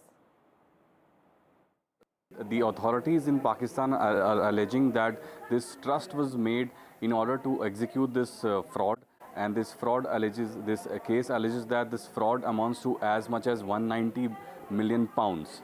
And they say that the authorities say that Imran Khan and his wife Bushra Bibi, they benefited by obtaining millions of rupees, approximately billions of rupees, and some land parcels as well, in order to sign some bills, and that would have resulted in the formalization of a land. And that land had been, that money had been handed over by the UK government back to the Pakistani government, the former Pakistani PTI government. So it's a fairly complicated case, but in the larger scale, what it means is that Imran Khan and his wife both have been sentenced to 14 years and 7 years in jail respectively, and they've also been fined, as you have mentioned. And the court has also added that if they fail to give the fine, 6 months of time will be added to their respective sentences. So what does it mean on the whole scale is that the trouble has deepened for both Imran Khan and his wife, particularly for Imran, because ever since August 2023, we all know that he's been languishing in jail. There have been dozens of cases against him. He has been incriminated in many of them, and in the last few months there was some kind of reprieve, in the sense that there had been some talks between PTI, his party, and also the government of Pakistan that suggested that there could be some kind of relief for Imran. There could be, he could be released in a while, but this will put those efforts back, as this is a huge case. This is one of the biggest cases against him, the Al-Qadr University case, and he has been sentenced to 14 years and 7 years for his wife. And it remains to be seen whether or not they go for the appeal. They will most likely go for the appeal, because this sentence was handed over by the lower court. It was in the waiting because the indictment had happened about a year ago, and it remains to be seen how the Pakistan government now responds to it. And actor Kangana Ranaut's movie Emergency continues to remain in the eye of storm. SGPC members are protesting against the movie's release in Punjab. The movie's release has been protested by the Sikh community time and again, saying that the portrayal of the Sikh community is not right in the movie. But actor Kangana Ranaut has hit out at the SGPC's protest, saying that this is a harassment of art and artists, and there is a propaganda that is going on to tarnish her image. My colleague Gurpreet Channa joins me for more on this. We have seen SGPC chief has already written a letter to the Chief Minister of Punjab saying that he should intervene into this matter, and emergency movie of Kangana Ranaut should be banned in the state of Punjab. We have seen multiple protests are happening in front of the cinema in Punjab, where they have been demanding there should be ban on this emergency movie. Specifically, they say it seems a lot of distorted fact had been shown in this movie, and that is one of the main reasons why they have been opposing release of this emergency movie in the state of Punjab. Now we have seen Kangana Ranaut, she has also reacted on these protests, saying it seems it's the clear-cut harassment of art and artists, and it seems that they are trying to tarnish her image. So let's see how the Punjab Chief Minister will intervene into this matter, and whether Sikh community, who has been saying distorted fact had been shown in this movie, will be allowing this movie to be released in the state of Punjab or not. That is yet to be seen. With Vijay Rajesh Kumar, this is Group Singh China for NDTV, Chandigarh. Ahead of Delhi polls, a fight to woo voters is intensifying, while Aam Aadmi Party has announced free bus rides.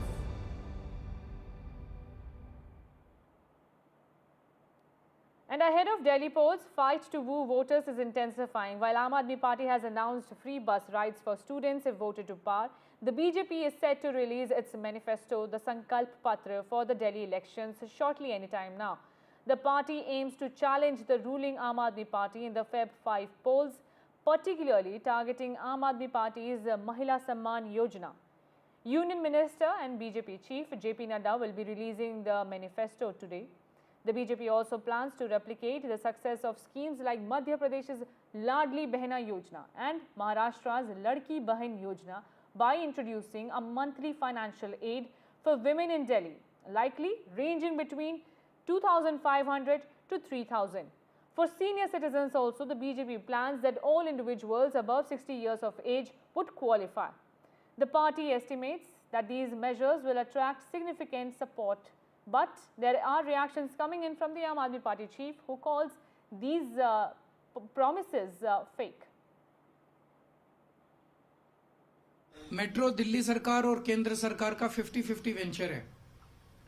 तो मैंने आज प्रधानमंत्री जी को चिट्ठी लिखी है कि हमें स्टूडेंट्स को 50% कंसेशन देना चाहिए मेट्रो के फेयर में, और चुनाव खत्म होने के बाद हम बसों में फ्री बस सफर कर देंगे स्टूडेंट्स का, और मेट्रो के अंदर 50% कंसेशन बच्चों को हम देंगे।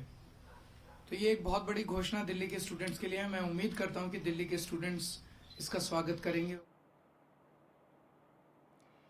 And the BJP is all set to release its manifesto today. The Sankalp Patra will be released shortly by JP Nada in the national capital, and this remains the top focus ahead of polls, as both the parties are trying to woo voters. There is a freebie war that is going on between the Aam Aadmi Party and the BJP. The BJP is likely to announce a free bus rides for women in Delhi ahead of polls.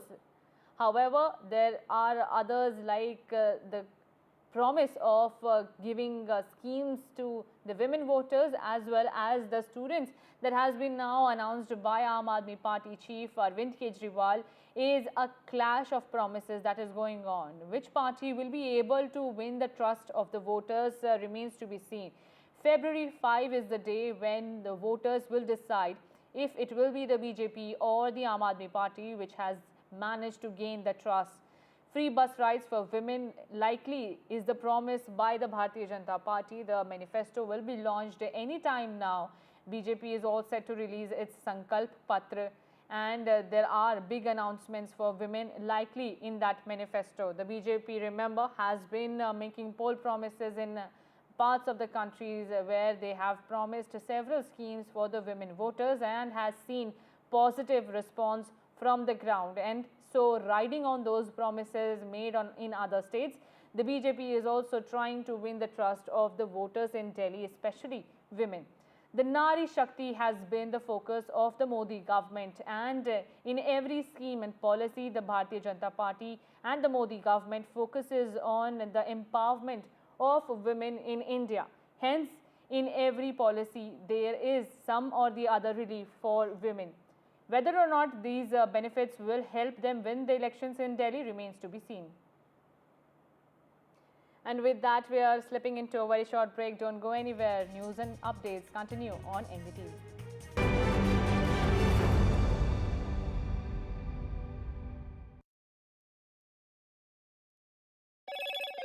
Hello, Moto. Motorola Edge 50 Pro. World's first AI-powered pro-grade camera. New CCTV footage emerges in which the Mumbai police is investigating, and the Mumbai cops are questioning a suspect.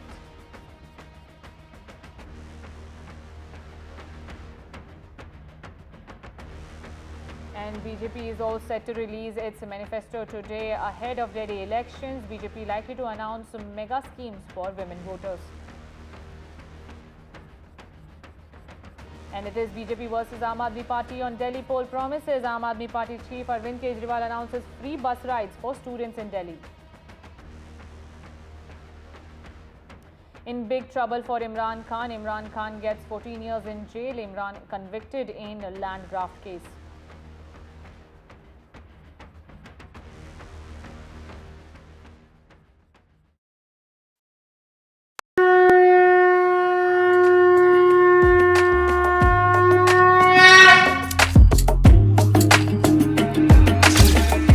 Mahakumbh, the festival of faith, the world's biggest spiritual festival, the divine dip at the spiritual sangam,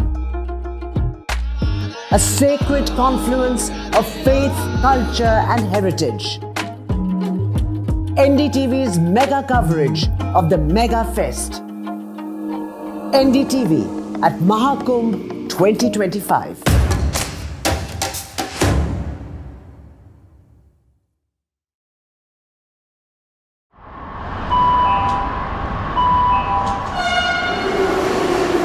Kind attention, please.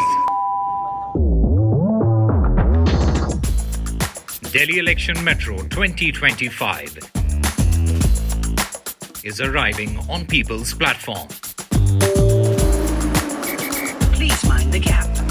BJP or AAP, who will get to the Delhi Secretariat station? दरवाजे बाईं तरफ खुलेंगे. Who will Delhi voters open the victory doors for? And who will be shown the door?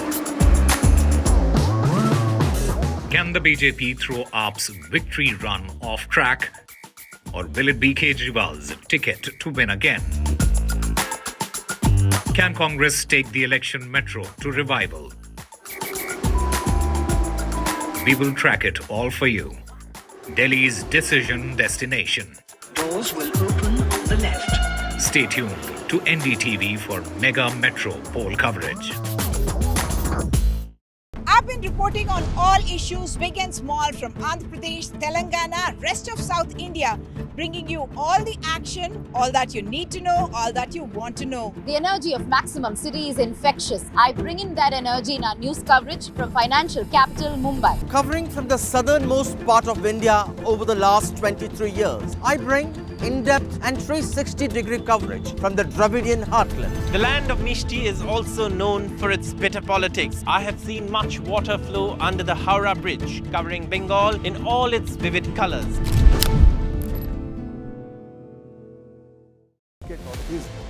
Mr. Modi's In a time of sweeping economic change, what can India's past tell us about its future? From the watershed moments of 1991 to the challenges of tomorrow.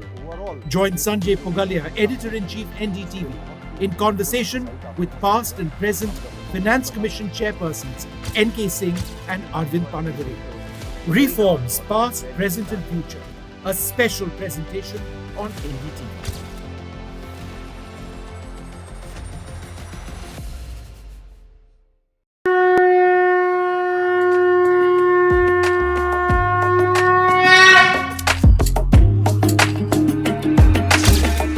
Mahakumbh, a festival of faith, the world's biggest spiritual festival, the divine dip at the spiritual Sangam,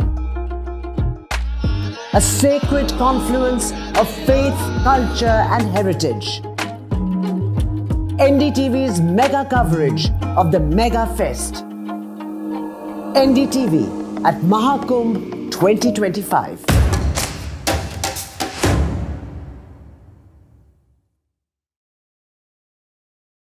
In today's interconnected world, India's voice is more crucial than ever.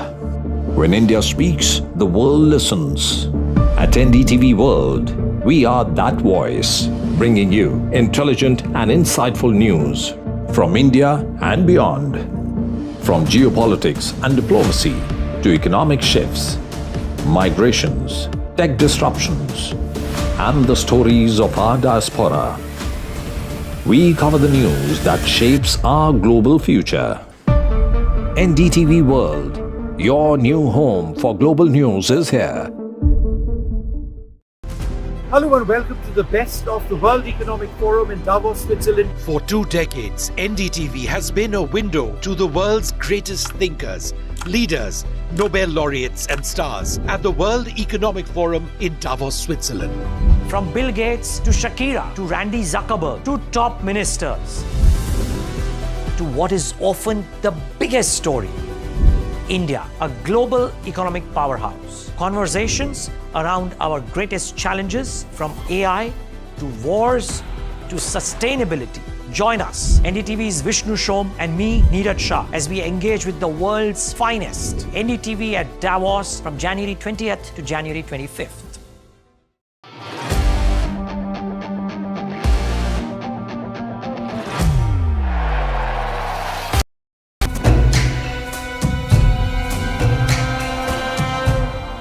अगर मुझे इस महाकुंभ का वर्णन एक वाक्य में करना हो तो मैं कहूंगा ये एकता का ऐसा महायज्ञ होगा जिसकी चर्चा पूरी दुनिया में होगी।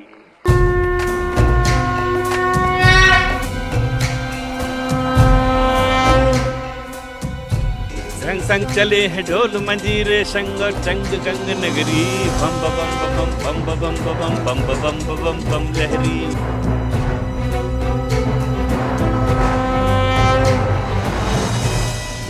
अजर हो गया है अमर हो गया है शहर तंबुओं का शहर हो गया है महाकुंभ की आस्थाओं में घूम। ये जनता के बड़े सौभाग्य की बात है। आस्थाओं में डूबा ये एकता का प्रतीक है। The largest gathering of pilgrims and devotees on earth has begun.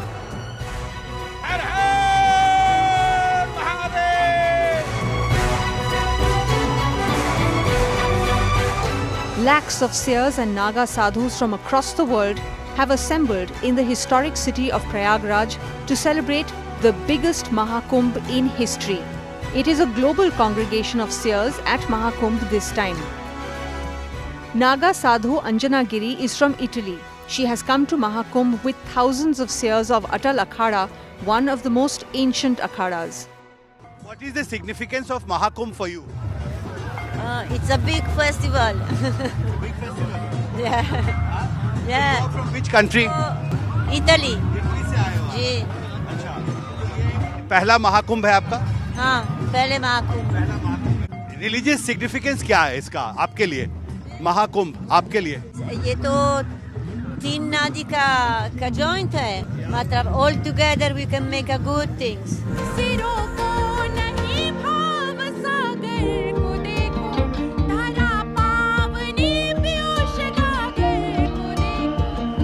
Around 40 crore pilgrims are expected to take part in history's biggest Mahakumbh in the historic city of Prayagraj.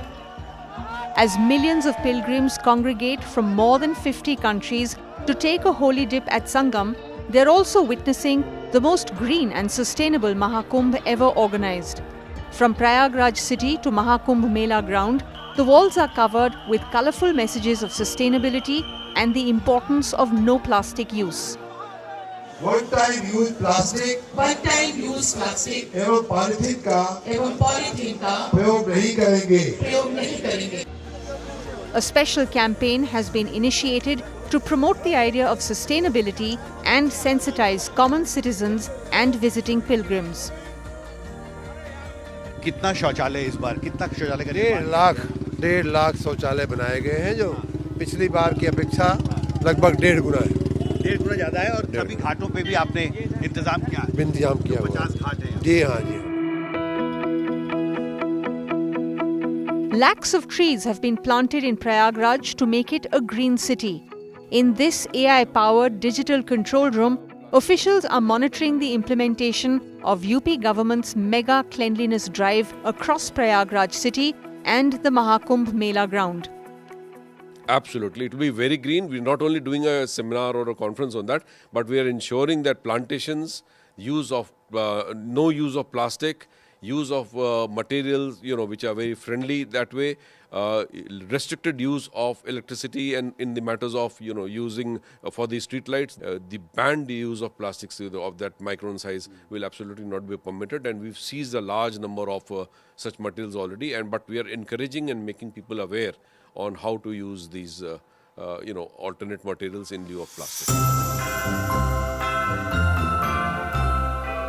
The message of sustainability is visible everywhere, from colorful posters painted on city walls to the Mahakumbh Mela ground, where thousands of temporary housing tents have been constructed with natural recyclable materials.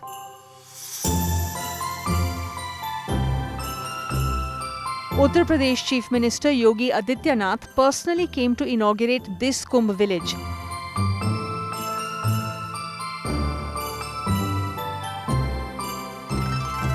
Mahakumbh के आयोजन के साथ अब एक नया उत्तर प्रदेश लोगों को दिखेगा जो विरासत और विकास के साथ जुड़ते हुए पूरी दुनिया को अपनी ओर आकर्षित करेगा.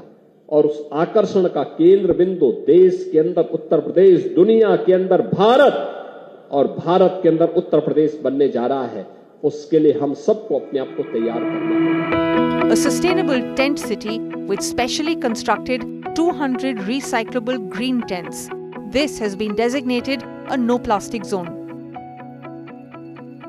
200 tents की प्रॉपर्टी बनाई है और ये 6 एकड़ लैंड में है on the banks of the river Ganga और इसमें करीब 400 लोग एक दिन में हम लोग केटर कर सकते हैं. We want to bring green. हमने प्लास्टिक कहीं भी यूज़ नहीं किया है. We have glass bottles, we have ये हमारे जो डिस्पेंसर्स भी हैं वो हम नॉर्मल प्लास्टिक बॉटल्स नहीं कर रहे हैं, हम डिस्पेंसर सिस्टम रख रहे हैं. तो एक नया एक्सपेरिमेंट है. दिस इज अ टेंट जो कि ग्रीन है और इसमें प्लास्टिक का इस्तेमाल नहीं किया आपने. हाँ, एवरीथिंग इज आइदर वुडन. हाँ, ओके. और ये किस कैटेगरी का रूम है? सर ये प्रीमियम कैटेगरी है. This is a top category rooms and इसमें अगर आप देखोगे we have a small bed, sitting area, a luggage area. जी, तो हम लोग इसमें ये 2 लोगों के लिए है? 2 लोगों के लिए है जी सर। और ये लग्जरी सेगमेंट वाला टेंट जी है? सर। तो इसका कितना फेयर रखा आपने? Around 35,000 rupees a night. 35,000। So these are all waterproof canvas. अच्छा, वाटरप्रूफ कैनवस। जी। मतलब अगर बारिश भी होती है तो कोई प्रॉब्लम नहीं आएगी। We are not using वो छोटी वाली प्लास्टिक बॉटल्स जो होटल में होती हैं। We are all doing dispensers and glass bottles and everything. तो इसे completely green. Yes. Sustainability is a major theme of Mahakumbh 2025, with a focus also on promoting renewable energy sources. In a 400 crore ambitious mega electricity plan, the thrust is on promoting solar lighting systems. Thousands of hybrid solar bulbs have been installed in the 17-kilometer long and 14-kilometer wide Mahakumbh Mela ground.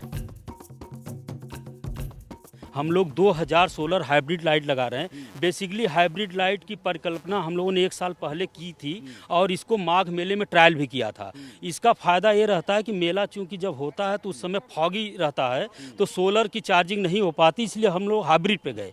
Hybrid के कारण वो बिजली से भी charge होता है और जब धूप रहती है तो सोलर से भी चार्ज होता है। ये लाइट स्वतः शाम होते ही अपने आप ऑन हो जाती है। Guinness Book of World Record holder and international moustache dancer Rajendra Tiwari Dukanji is the brand ambassador of Swachhata during Mahakumbh. He's roaming around the Mahakumbh Mela ground wearing colorful placards with one message: use cotton bags in place of plastic bags. मैं ज़्यादातर पूरे शहर में हर जगह programme rally में घूम कर लोगों को जागरूक करता हूं। संतों महात्माओं कल्पवासियों से निवेदन कर रहे हैं कि इस बार का महाकुंभ पॉलीथीन मुक्त रहेगा, इसलिए आप सभी से निवेदन है कि आप मिट्टी के कुल्हड़ और ग्लास और कागज के कप ग्लास का प्रयोग करें। To make Mahakumbh 2025 a plastic-free and sustainable event, lakhs of plates and bags from across the country are being distributed to the devotees under the Ek Thali Ek Bag campaign. 9 ghats have been reconstructed to make them more sustainable and environment-friendly. Mahakumbh brand ambassador Dukanji says pilgrims should not throw flowers and other puja material in the river. माँ गंगा में माला फूल हवन सामग्री न डालें, लेकिन जब मैं ये शब्द कहता हूँ तो यहाँ की जितनी सम्मानित नागरिक हैं वो हमसे ये कहते हैं कि माँ गंगा में माला फूल डालने से गंदगी नहीं होती है। हमने कहा ये बात सही है। गेंदा का फूल और गुलाब का फूल इतने केमिकल के माध्यम से वो बड़े हो रहे हैं और जब वो फूल माला हम गंगा जी में डालते हैं, माँ गंगा चिल्ला के कह रही हैं, मेरे प्यारे भक्तों, अगर इसी तरह आप हमारे ऊपर प्रदूषण करते रहेंगे तो मैं एक दिन इस धरती से और प्रयागराज की पावन धरती से चली जाऊंगी।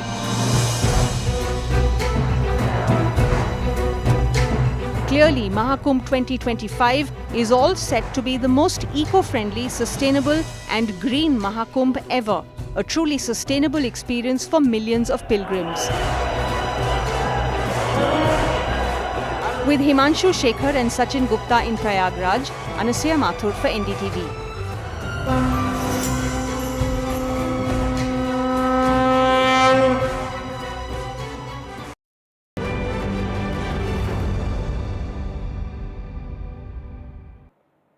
Today is the last day of filing nominations in the run-up to the Delhi elections, and it's the BJP that's releasing its manifesto, making promises to the voters here in the national capital. Let's listen in. और इसीलिए मैं ये कहूँगा, और आप ही लोग हमसे, अब मैं जब हरियाणा का मैनिफेस्टो रिलीज करने गया था तो आप हमसे रिपोर्ट कार्ड मांग रहे थे। तो ये जो रिपोर्ट कार्ड मांगने की प्रथा, ये this is a welcome step कि यह पॉलिटिकल कल्चर में जो परिवर्तन आया है, जो सीरियसनेस आई है, वह प्रधानमंत्री मोदी जी के delivery, due diligence and last mile delivery का नतीजा है, जिसको हमको ध्यान में रखना चाहिए। मैं यहां ये भी कहूंगा कि भारतीय जनता पार्टी का ट्रैक रिकॉर्ड इस प्रकार से बना है कि जो कहा था वो किया है और जो नहीं कहा था वो भी करके दिया है। ये भारतीय जनता पार्टी का ट्रैक रिकॉर्ड बना है और इसीलिए एक शब्दावली और एक वाक्य बहुत भारत की जनता में और दिल्ली की जनता में भी वो समा गया कि मोदी की गारंटी यानी गारंटी पूरी होने की गारंटी है। The credibility. और मैं इसलिए रीइटरेट कर रहा हूं कि मैं यहां सिर्फ बोलने नहीं आया हूं, मैं वो बात बोलने वाला हूं जिसको भारतीय जनता पार्टी लेटर और स्पिरिट में पूरा करेगी। ये इसकी कमिटमेंट है। और इसीलिए मैं यहां ये भी आपके रिकॉर्ड में लाना चाहता हूं कि 2014 में हम लोगों ने 500 प्रॉमिसेस किए थे और जिसमें से 499 वर डिलीवर्ड। It was 99.99%। अगर मैं बात करूं 2019 की तो we had promise 235, we completed 225 और जो बाकी भी बचे थे वो भी इंप्लीमेंटेशन के स्टेज पर थे। It was 95.5%।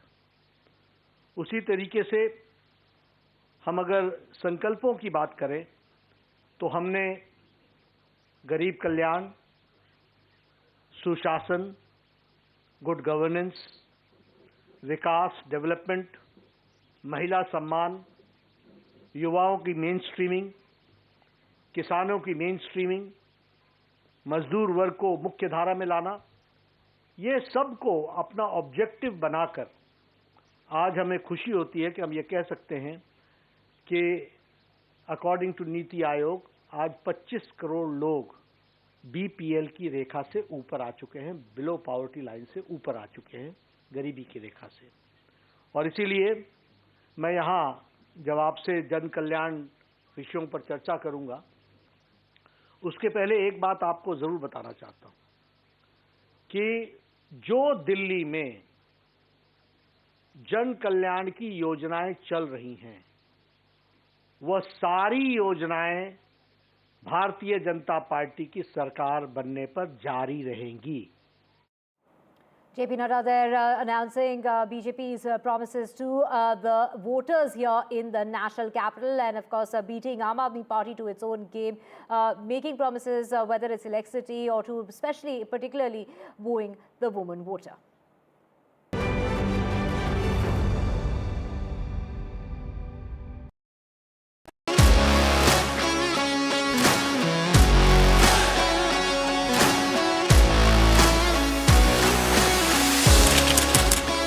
We are able to maintain the democratic fabric and the democratic system. I want to do something that can make a difference. लगातार जनता की आवाज को सरकार तक पहुंचाने का काम मैं करता हूं। I was a student up until very recently. I really want to work and do something for my people because they have given me this opportunity. They have elected me. सोचा नहीं था कि राज्यसभा सांसद बनूंगी।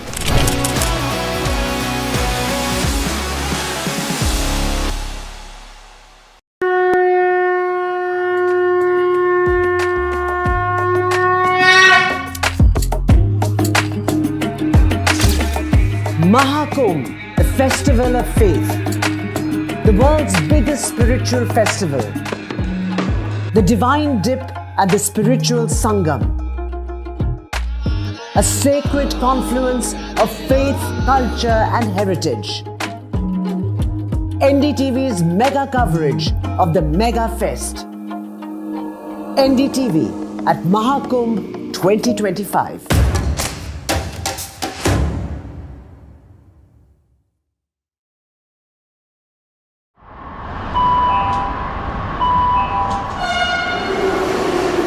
Kind attention, please.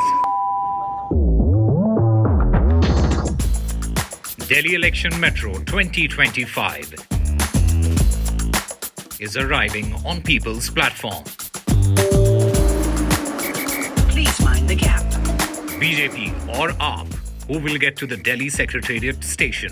दरवाजे बाईं तरफ खुलेंगे. Who will Delhi voters open the victory doors for? And who will be shown the door?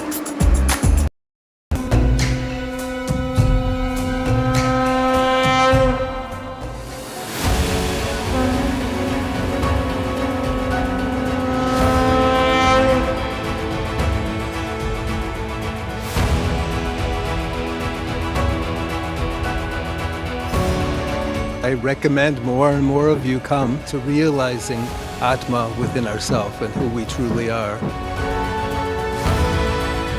Kumbh is for all of us who come here to receive an upliftment of consciousness.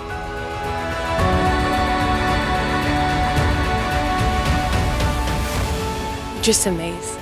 My expectation, it's beyond my expectation and what I could have imagined.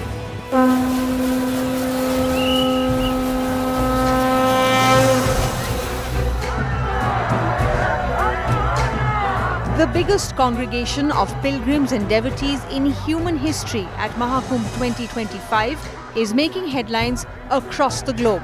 As thousands of Indian and foreign pilgrims arrive from more than 50 countries, Mahakumbh has emerged as a global platform to showcase India's cultural and spiritual identity on the global stage. The idea of a new India, the rising India, the vision of a Viksit Bharat is visible everywhere at the Mahakumbh ground. While inaugurating development projects for Mahakumbh 2025, Prime Minister Narendra Modi highlighted that Mahakumbh would take the spiritual and cultural identity of the nation to new heights, arguing that the Mahayagya of unity would be discussed around the world. हर रोज लाखों श्रद्धालुओं के स्वागत और सेवा की तैयारी लगातार 45 दिनों तक चलने वाला महायज्ञ एक नया नगर बसाने का महाअभियान प्रयागराज की इस धरती पर एक नया इतिहास रचा जा रहा है.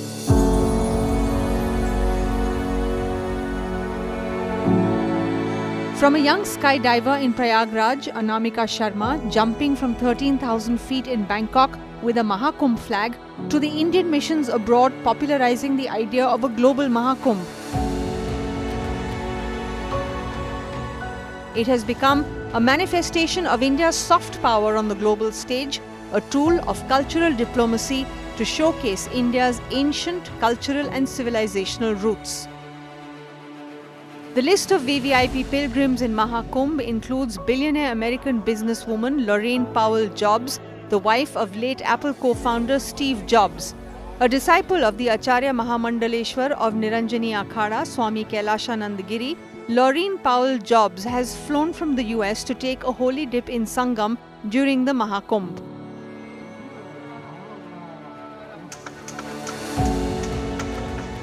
In this mega shivir of Juna Akhada head Acharya Avadeshanand on the banks of the Ganga, an international desk has been specially set up to welcome foreign pilgrims from across the world. इसमें विदेशों से कितने मेहमान आएंगे और कितने देशों से आएंगे? हमारे यहाँ यूरोप से, अमेरिका, न्यूजीलैंड से, ऑस्ट्रेलिया से और मिडिल ईस्ट से भी काफ़ी आ रहे हैं. हमारे प्राय प्रवासी भारतीय जिन्हें हम NRIs कह सकते हैं, उनकी भारी संख्या है. ऐसे अभी तक तो एक कोई 1,500 लोगों की रजिस्ट्रेशन हो चुका है. सिर्फ विदेश से आएंगे. लगभग 1,500 लोगों का रजिस्ट्रेशन हो जाए. At the Mahakumbh Mela ground in Sangam, foreign pilgrims are arriving in large numbers to take part in the historical Mahakumbh to immerse themselves in a world of spiritualism and divinity. हम लोग क्यों आए? क्योंकि यहाँ शक्ति है, एक अमृत. वे लोग बोलते हैं कुछ अमृत है. तो क्यों एक आदमी औरत जापान, कनाडा, अमेरिका यहाँ आएंगे? Sanskrit mantras hold so much power. They are the divinity, the Shakti in sound form. And they're a way for us to activate that within us when we chant them. The Sanskrit holds the power.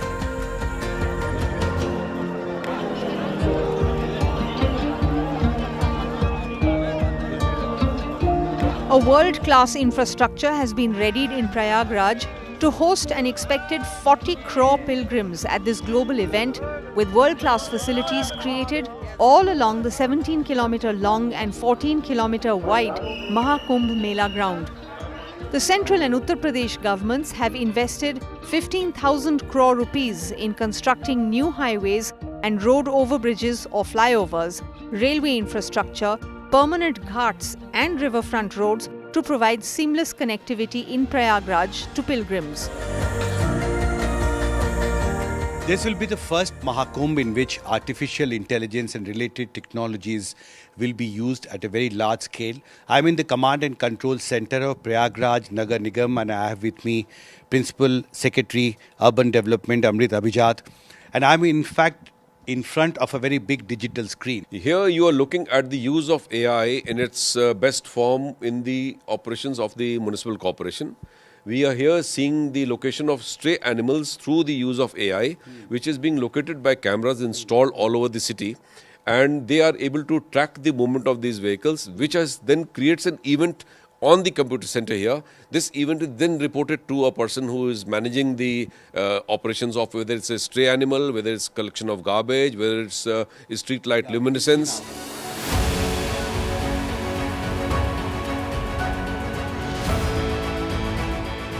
A mega 400 crore power supply infrastructure has been created to provide uninterrupted 24/7 electricity supply in the entire Mahakumbh Mela ground.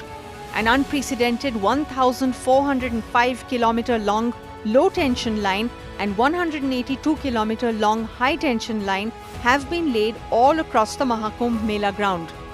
67,000 LED lights and thousands of solar hybrid lights have been made functional, while 128 transformers have been made available especially for tube wells and akhadas. पूरे मेले में इसकी जो planning होती है, यहाँ पे ST लाइनें, एलटी लाइनें, सब स्टेशनों का निर्माण किया जाता है। ये पूरा एक अस्थायी शहर है जो लगभग 4000 हेक्टेयर में बसा हुआ है। इस अस्थायी शहर को 24 घंटे बिजली आपूर्ति देना, इसमें तमाम कैमरे लगे हुए हैं जिनको 24 घंटे अनवरत बिजली देनी है। लगभग 4,25,000 कैंपों को हम संयोजन देंगे जो मेले में आएंगे। विभिन्न अखाड़ों के लिए हमने अलग व्यवस्था की है। हमने इस पूरे मेले क्षेत्र में जो करीब 2 महीने के अंदर ही 1405 किलोमीटर एलटी लाइनें बनाई हैं। बेसिकली एलटी केबल है। जो भी हमारे अखाड़े होते हैं या बड़ी संस्थाएं होती हैं, उनको 24 घंटे कनेक्शन परिवर्तक से देने के लिए इन केबलों का इस्तेमाल होता है। इसके अलावा हमारे पास 11 kV की XLP केबल का भी इस्तेमाल किया जाता है जो कि 3x185 स्क्वायर mm की होती हैं। इन केबलों के माध्यम से हम मेले क्षेत्र में 30 पांटून पुल बनाए जाएंगे। लगभग 10 पांटून पुलों से हम इन केबलों को इंटरकनेक्ट करते हैं ताकि मेले में जो हम 7 132 kV से आपूर्ति ले रहे हैं, उसके साथ साथ 14 33/11 kV सब स्टेशन से आपूर्ति ले रहे हैं।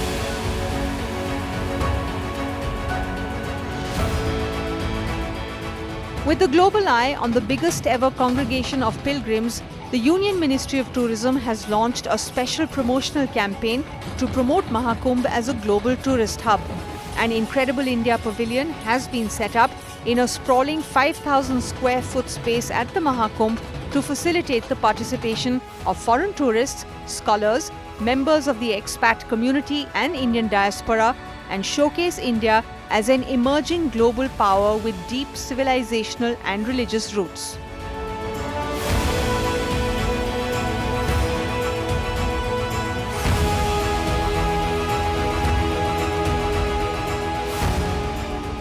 बहुत बढ़िया लगा। इस बार तो महाकुंभ में बहुत अच्छा लग रहा है।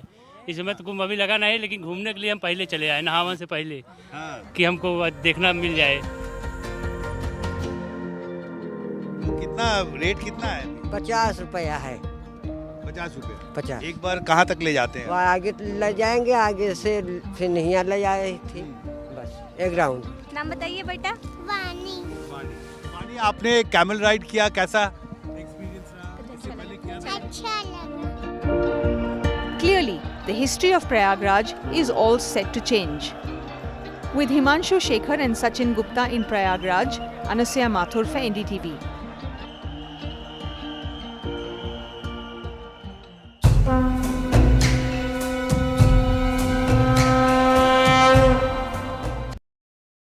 I've been reporting on all issues, big and small, from Andhra Pradesh, Telangana, rest of South India, bringing you all the action, all that you need to know, all that you want to know. The energy of Maximum City is infectious. I bring in that energy in our news coverage from financial capital Mumbai. Covering from the southernmost part of India over the last 23 years, I bring in-depth and 360-degree coverage from the Dravidian heartland. The land of Mishti is also known for its bitter politics. I have seen much water flow under the Howrah Bridge, covering Bengal in all its vivid colors.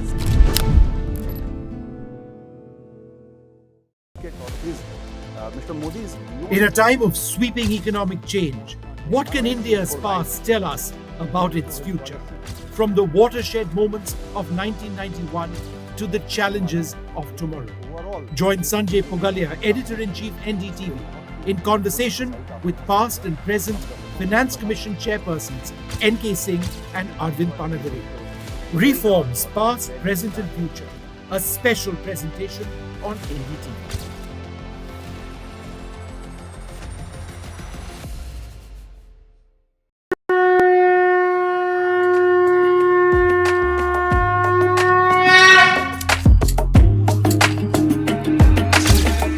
Mahakumbh, a festival of faith, the world's biggest spiritual festival, the divine dip at the spiritual sangam, a sacred confluence of faith, culture and heritage. NDTV's mega coverage of the Mega Fest.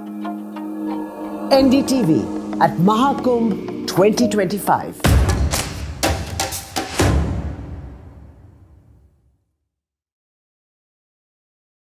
In today's interconnected world, India's voice is more crucial than ever. When India speaks, the world listens. At NDTV World, we are that voice, bringing you intelligent and insightful news from India and beyond.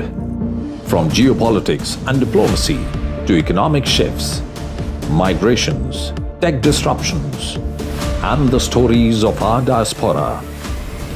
We cover the news that shapes our global future. NDTV World, your new home for global news is here. Hello and welcome to the best of the World Economic Forum in Davos, Switzerland. For 2 decades, NDTV has been a window to the world's greatest thinkers, leaders, Nobel laureates and stars at the World Economic Forum in Davos, Switzerland. From Bill Gates to Shakira to Randy Zuckerberg to top ministers to what is often the biggest story, India, a global economic powerhouse. Conversations around our greatest challenges from AI to wars to sustainability. Join us, NDTV's Vishnu Shom and me, Neeraj Shah, as we engage with the world's finest. NDTV at Davos from January 20th to January 25th.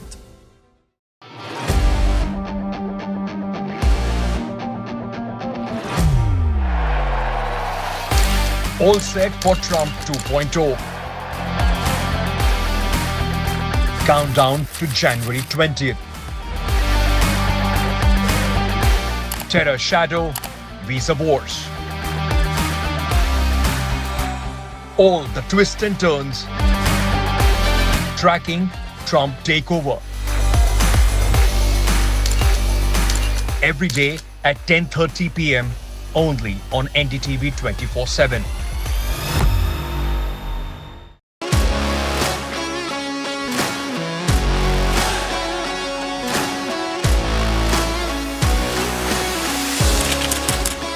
We are able to maintain the democratic fabric and the democratic system. I want to do something that can make a difference. लगातार जनता की आवाज को सरकार तक पहुंचाने का काम मैं करता हूं. I was a student up until very recently. I really want to work something for my people. Because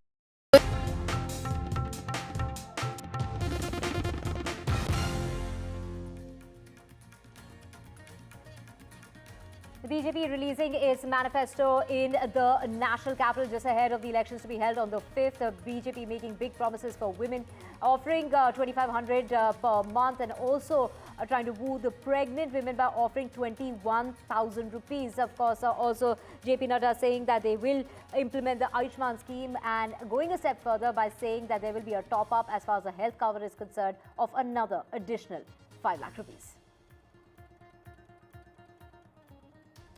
In the Saif Ali Khan stabbing attack, new CCTV video has emerged showing the suspect seen entering the house of Saif Ali Khan. So the video that you can see is of the suspect going up the stairs, and of course earlier the visuals on your screen that we were playing for you earlier, of course on the other side, is when he was leaving from the Satguru Sharan building. Health update as far as the actor is concerned. Saif Ali Khan is supposedly doing really well is what the doctors have said. They said that it was a very close call because had it been 2 millimeters more, he would have sustained an injury to his spinal cord. They have managed to fix the leak of that spinal cord. They say that he's been able to walk, but he'll have to stay in the hospital for another 2 to 3 days. It's the BJP versus the Aam Aadmi Party as far as the promises is concerned to woo the voters in the national capital. The Aam Aadmi Party is promising free bus rides now for students, saying that attacking the BJP, saying that all they really want to do is what we have done in the past 10 years, and they're saying that they can go ahead and promise what they want, but they won't win. And actor Kangana Ranaut has reacted to the protest taking place against her film Emergency that released today. The SGPC has stirred, the protest has taken place outside many cinema halls in Ludhiana, Amritsar, Patiala and Bhatinda. They're not being allowed to screen the film after that protest has taken place. Now Kangana Ranaut is calling this a complete harassment of art and artists. And big trouble when it comes to Imran Khan and his wife. The former Pakistan Prime Minister has been sentenced to 14 years in a corruption case. Imran Khan has been convicted in a scam worth £190 million.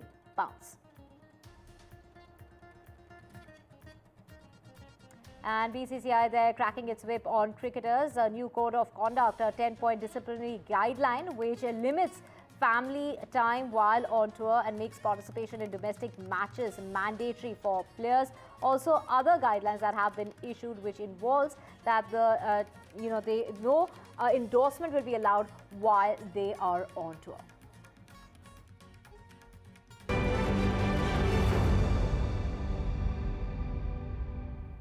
Very good afternoon. Let's just go across to JP Nadu, who is speaking on the promises that the BJP is making in order to woo the voter here in Delhi. और साथ ही साथ अपना शीश महल बना रहे थे। ये याद रखना चाहिए दिल्ली की जनता को कि किस तरीके से ये उस समय किस में व्यस्त थे। ये लिकर स्कैम की योजना बना रहे थे। ये शीश महल के नक्शे को फाइनल शेप दे रहे थे। और इसलिए समय आ गया है कि आपके माध्यम से मैं दिल्ली की जनता से फिर निवेदन करूंगा कि जो लोग काम करने वाले हैं, जो गरीब कल्याण, आम आदमी, जो बेचारा जिसको सशक्तिकरण की आवश्यकता है, महिला सशक्तिकरण, स्वास्थ्य के क्षेत्र में सशक्तिकरण, मुख्य धारा में लाने की योजना, उन सबको ताकत देने का माध्यम कमल का निशान है, भारतीय जनता पार्टी है।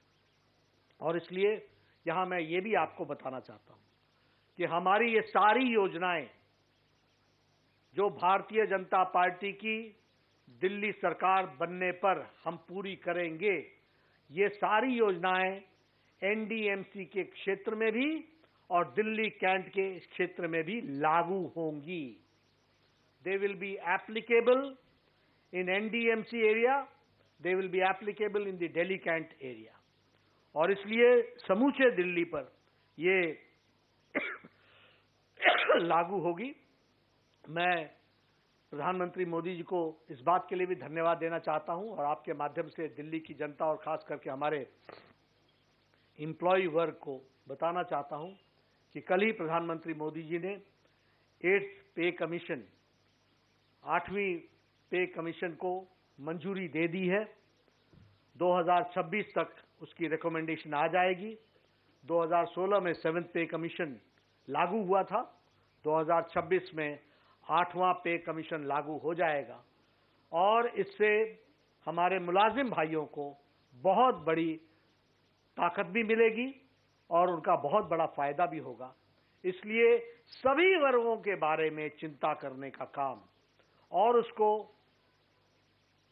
शब्दशः धरती पर लागू करने की मानसिकता, इच्छा शक्ति, पॉलिटिकल विल अगर किसी पार्टी में है तो वो भारतीय जनता पार्टी में है।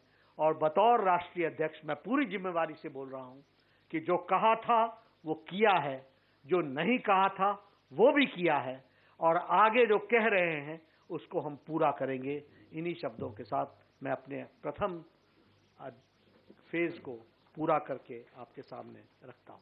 धन्यवाद। JP Nadda there releasing the manifesto for the BJP for the upcoming Delhi elections, wooing the women voters with 2,500 rupees per month under the Mahila Smriti Yojana, going a step ahead with 21,000 for pregnant women, and promising to implement the Ayushman Yojana, and topping that up with an additional cover of 5 lakh rupees is what the BJP is there promising. Now let's just go across to my colleague Aishwarya, who's joining us. Aishwarya, you know, we just heard the manifesto that's been released by the BJP. Is the BJP going with a tried and tested formula that has worked in other BJP ruled states, or is the aim really here to beat the Aam Aadmi Party at their own game? Well, certainly those are big promises made by the Bharatiya Janata Party as far as Delhi Assembly polls are concerned. This is the first part of the three-part Sankalp Patra that is going to be released by the Bharatiya Janata Party, and in this first part, Bharatiya Janata Party had made it clear that they are going to implement the promises just not in the Delhi NDMC area but also in the entire Delhi as well. And in the first cabinet, if Bharatiya Janata Party comes into power, then the BJP had promised that they will be giving 2,500 rupees to every woman every month. Remember, the Congress earlier had also promised that they will be giving 2,500 rupees per month to every woman of the national capital, and Aam Aadmi Party earlier promised 2,100 rupees. So there has been now drawn comparisons between the Bharatiya Janata Party, Congress and Aam Aadmi Party as far as their promises for women is concerned. But interestingly, there are many more promises that the Bharatiya Janata Party had made. 21,000 rupees for pregnant women.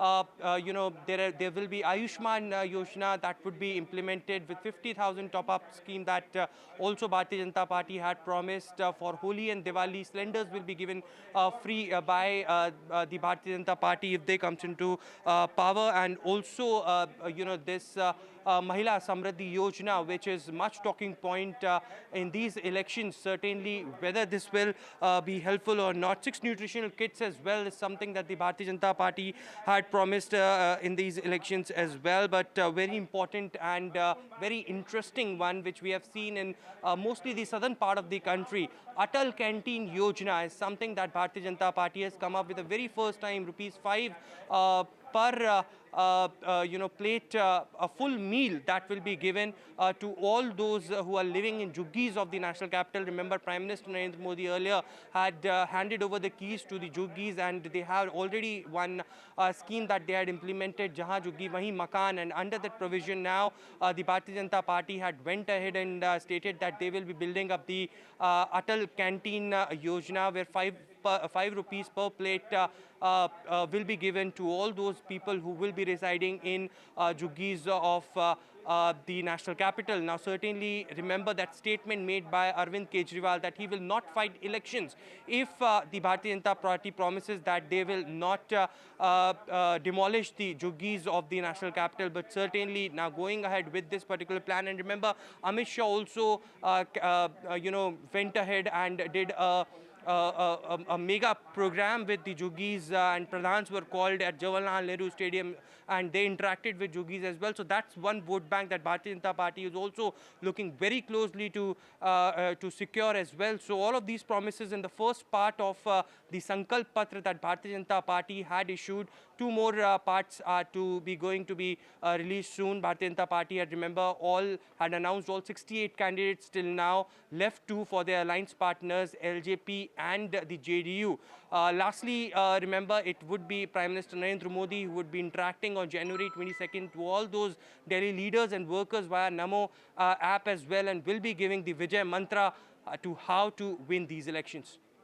Right, of course, a pension scheme has also been promised by the BJP, which includes 3,000 rupees for those above 70 and about 2,000 or 2,500 rupees that will be offered to those between the age group of 60 and 70. Thank you so much, Aishwarya, for breaking it down for us. We have breaking news coming in at the moment.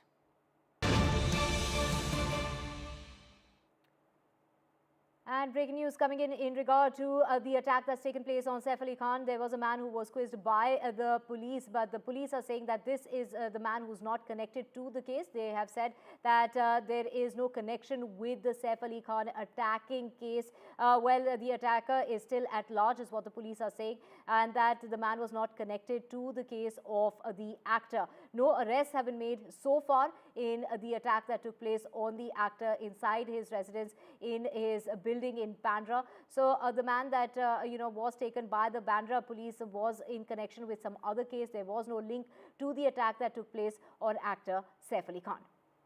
My colleague Radhika joining us on the phone line. Radhika, of course, he did look very similar to the guy who was seen escaping from the Sadhguru Sharan building, but there seems to be no link amongst the two cases, and this is some other man altogether.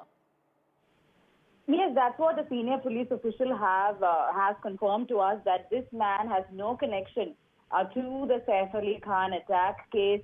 So therefore, it is back to square one as far as the Mumbai police is concerned. Of course, they are talking to multiple people. They're questioning several people in connection to the case. And this man was also being questioned in connection to the case. He did look similar to the man we saw in those CCTV visuals. But now senior officials, they're telling us that this man has no connection. Have taken place. So that's the confirmation we have so far, which means the case is still at large. They are scanning CCTV footage, technical evidence being taken, phone data being examined from the premises and from the neighborhood when the incident happened. But now, once again, Mumbai police back to square one, no trace of the accused. In the morning, of course, this man was brought into Bandra police station. We were made to believe that Ali Khan attempted burglary in his residence, but looks like he has no connection to this case. Right, Radhika, of course, the man is still at large. It's, been over 35 hours since that attack that took place inside the residence of the actor Saif Ali Khan. Saif Ali Khan was injured in multiple places, repeatedly injured by that attacker. The visuals that we have on our screen is of a man who is, not connected to that case, but there is a striking similarity as far as the looks are concerned, and which is why, initially reports were suggesting that it could have been the same man and that he was detained by the Mumbai police. However, the Mumbai police is there looking for the man. Do remember, 20 teams have been deployed. They are on the lookout for the man. Radhika, from what we've heard from the police, the last we heard was that the man was perhaps seen near the railway station of Bandra. That's right. That was what was being told to us, that the man fled from the spot, fled from the building and went to Bandra railway station, from where he perhaps may have taken a train to the suburbs. So therefore, a team has been deployed in places like Vasai Nalasopara, which is a little far from Mumbai. So there is a team that's deployed there. There are multiple teams in the city of Mumbai, in Bandra particularly. But police officials telling us that he did go to Bandra railway station. There is information they have that he had fled from there and taken a train from, from Bandra railway station. So yes, that's the latest update we have as far as, the tracing of the accused is concerned. It's been more than a day, but no trace of this man. And Mumbai police under a lot of pressure, because this is happening in a high-profile neighborhood to a high-profile man inside his own private space. And his family is under threat. They were being threatened. They were held hostage for almost half an hour. And this man was lurking around that building for close to an hour. So this obviously has put, the Mumbai police under a lot of pressure and has left them red-faced, certainly. So now the priority is, of course, to catch the accused, which unfortunately the police have not been able to do so far. Right, Several have been questioned in connection with this, of course, as to how did he really know the ins and outs of the building, ins and outs of the residence of the actor. Do remember that they are, staying in this building, the Sadhguru Sharan building. They own 4 floors. The man managed to get inside. He managed to even reach inside the room of their younger son, Jay. And that is when the scuffle that broke out. It was a nanny who alarmed Saif Ali Khan, got Saif Ali Khan to the house, to the room of his son in order to protect his family. He got into a scuffle with the man. He did initially try to pacify the man, but in the scuffle, the man, Saif Ali Khan, sustained 6 injuries. Now, let's just get you a health update when it comes to the actor. It's the Dr. Nitin Dange, who is the chief neurosurgeon at the Lilavati Hospital, has said that he is doing excellently well. He has now been shifted to a room from the ICU. He did spend the night inside the ICU. The doctor's gone on to say there were 2 injuries, one on his hand and one on his neck, which had been, they've been treated as well, and plastic surgery has also been performed. But the major operation was, as far as his spine is concerned, just 2 millimeters away from his spine is the wound that was very, very deep. That was where a huge portion of the knife was lodged. They had to remove that portion, and they have in fact made Saif Ali Khan walk as well. They say that he's doing really well, but he'll have to spend about 2 to 3 nights in the hospital before he can finally go home, and that he's being asked not to see any visitors at least for the time being, because there could be a chance of an infection, and in order to avoid that, he is being asked to avoid any sort of visitors, but it would perhaps take at least a week before Saif Ali Khan is completely recovered. He has been asked to take a bed rest for the next 7 days. He is doing presently very well. His parameters have improved. He is being shifted from ICU to a special room for him. Today we will be keeping visitors in check because we want him to take rest. 2 millimetre से बच गया. जहां तक knife पहुंचा है उससे 2 millimetre और जाने से स्पाइनल कॉर्ड में इंजरी हो सकता था, which is he is very very fortunate. It's a very deep wound, but वो जस्ट स्पाइन कॉर्ड से थोड़ा बच गया, तो उनकी एक अच्छी वो है. और मैंने जैसा आपको बताया बहुत बोल्डली बिहेव किए हैं. Avira joining us from outside Lilavati Hospital, where the actor is continuing to get his treatment for the injuries that he sustained during that scuffle. Avira and Sujata both joining us from outside Lilavati Hospital. Avira, over to you first. We just heard the doctor say that Saif not just bravely fought with the intruder, but he walked into the hospital, didn't ask for a stretcher, said comparing him to a lion, saying that he walked in with his injuries and all bloodied. He walked along with his 8-year-old son Taimur. Taimur was the one who accompanied his father to the hospital in that auto rickshaw. Yes, absolutely. We don't know how come Taimur made his way to the hospital with his father, who was absolutely injured, but there was nobody else who could take him to the hospital. Taimur came into the hospital with holding his father's hand, and his father was completely drenched in blood. That's what the doctor said. He was bleeding. He had 6 major injuries.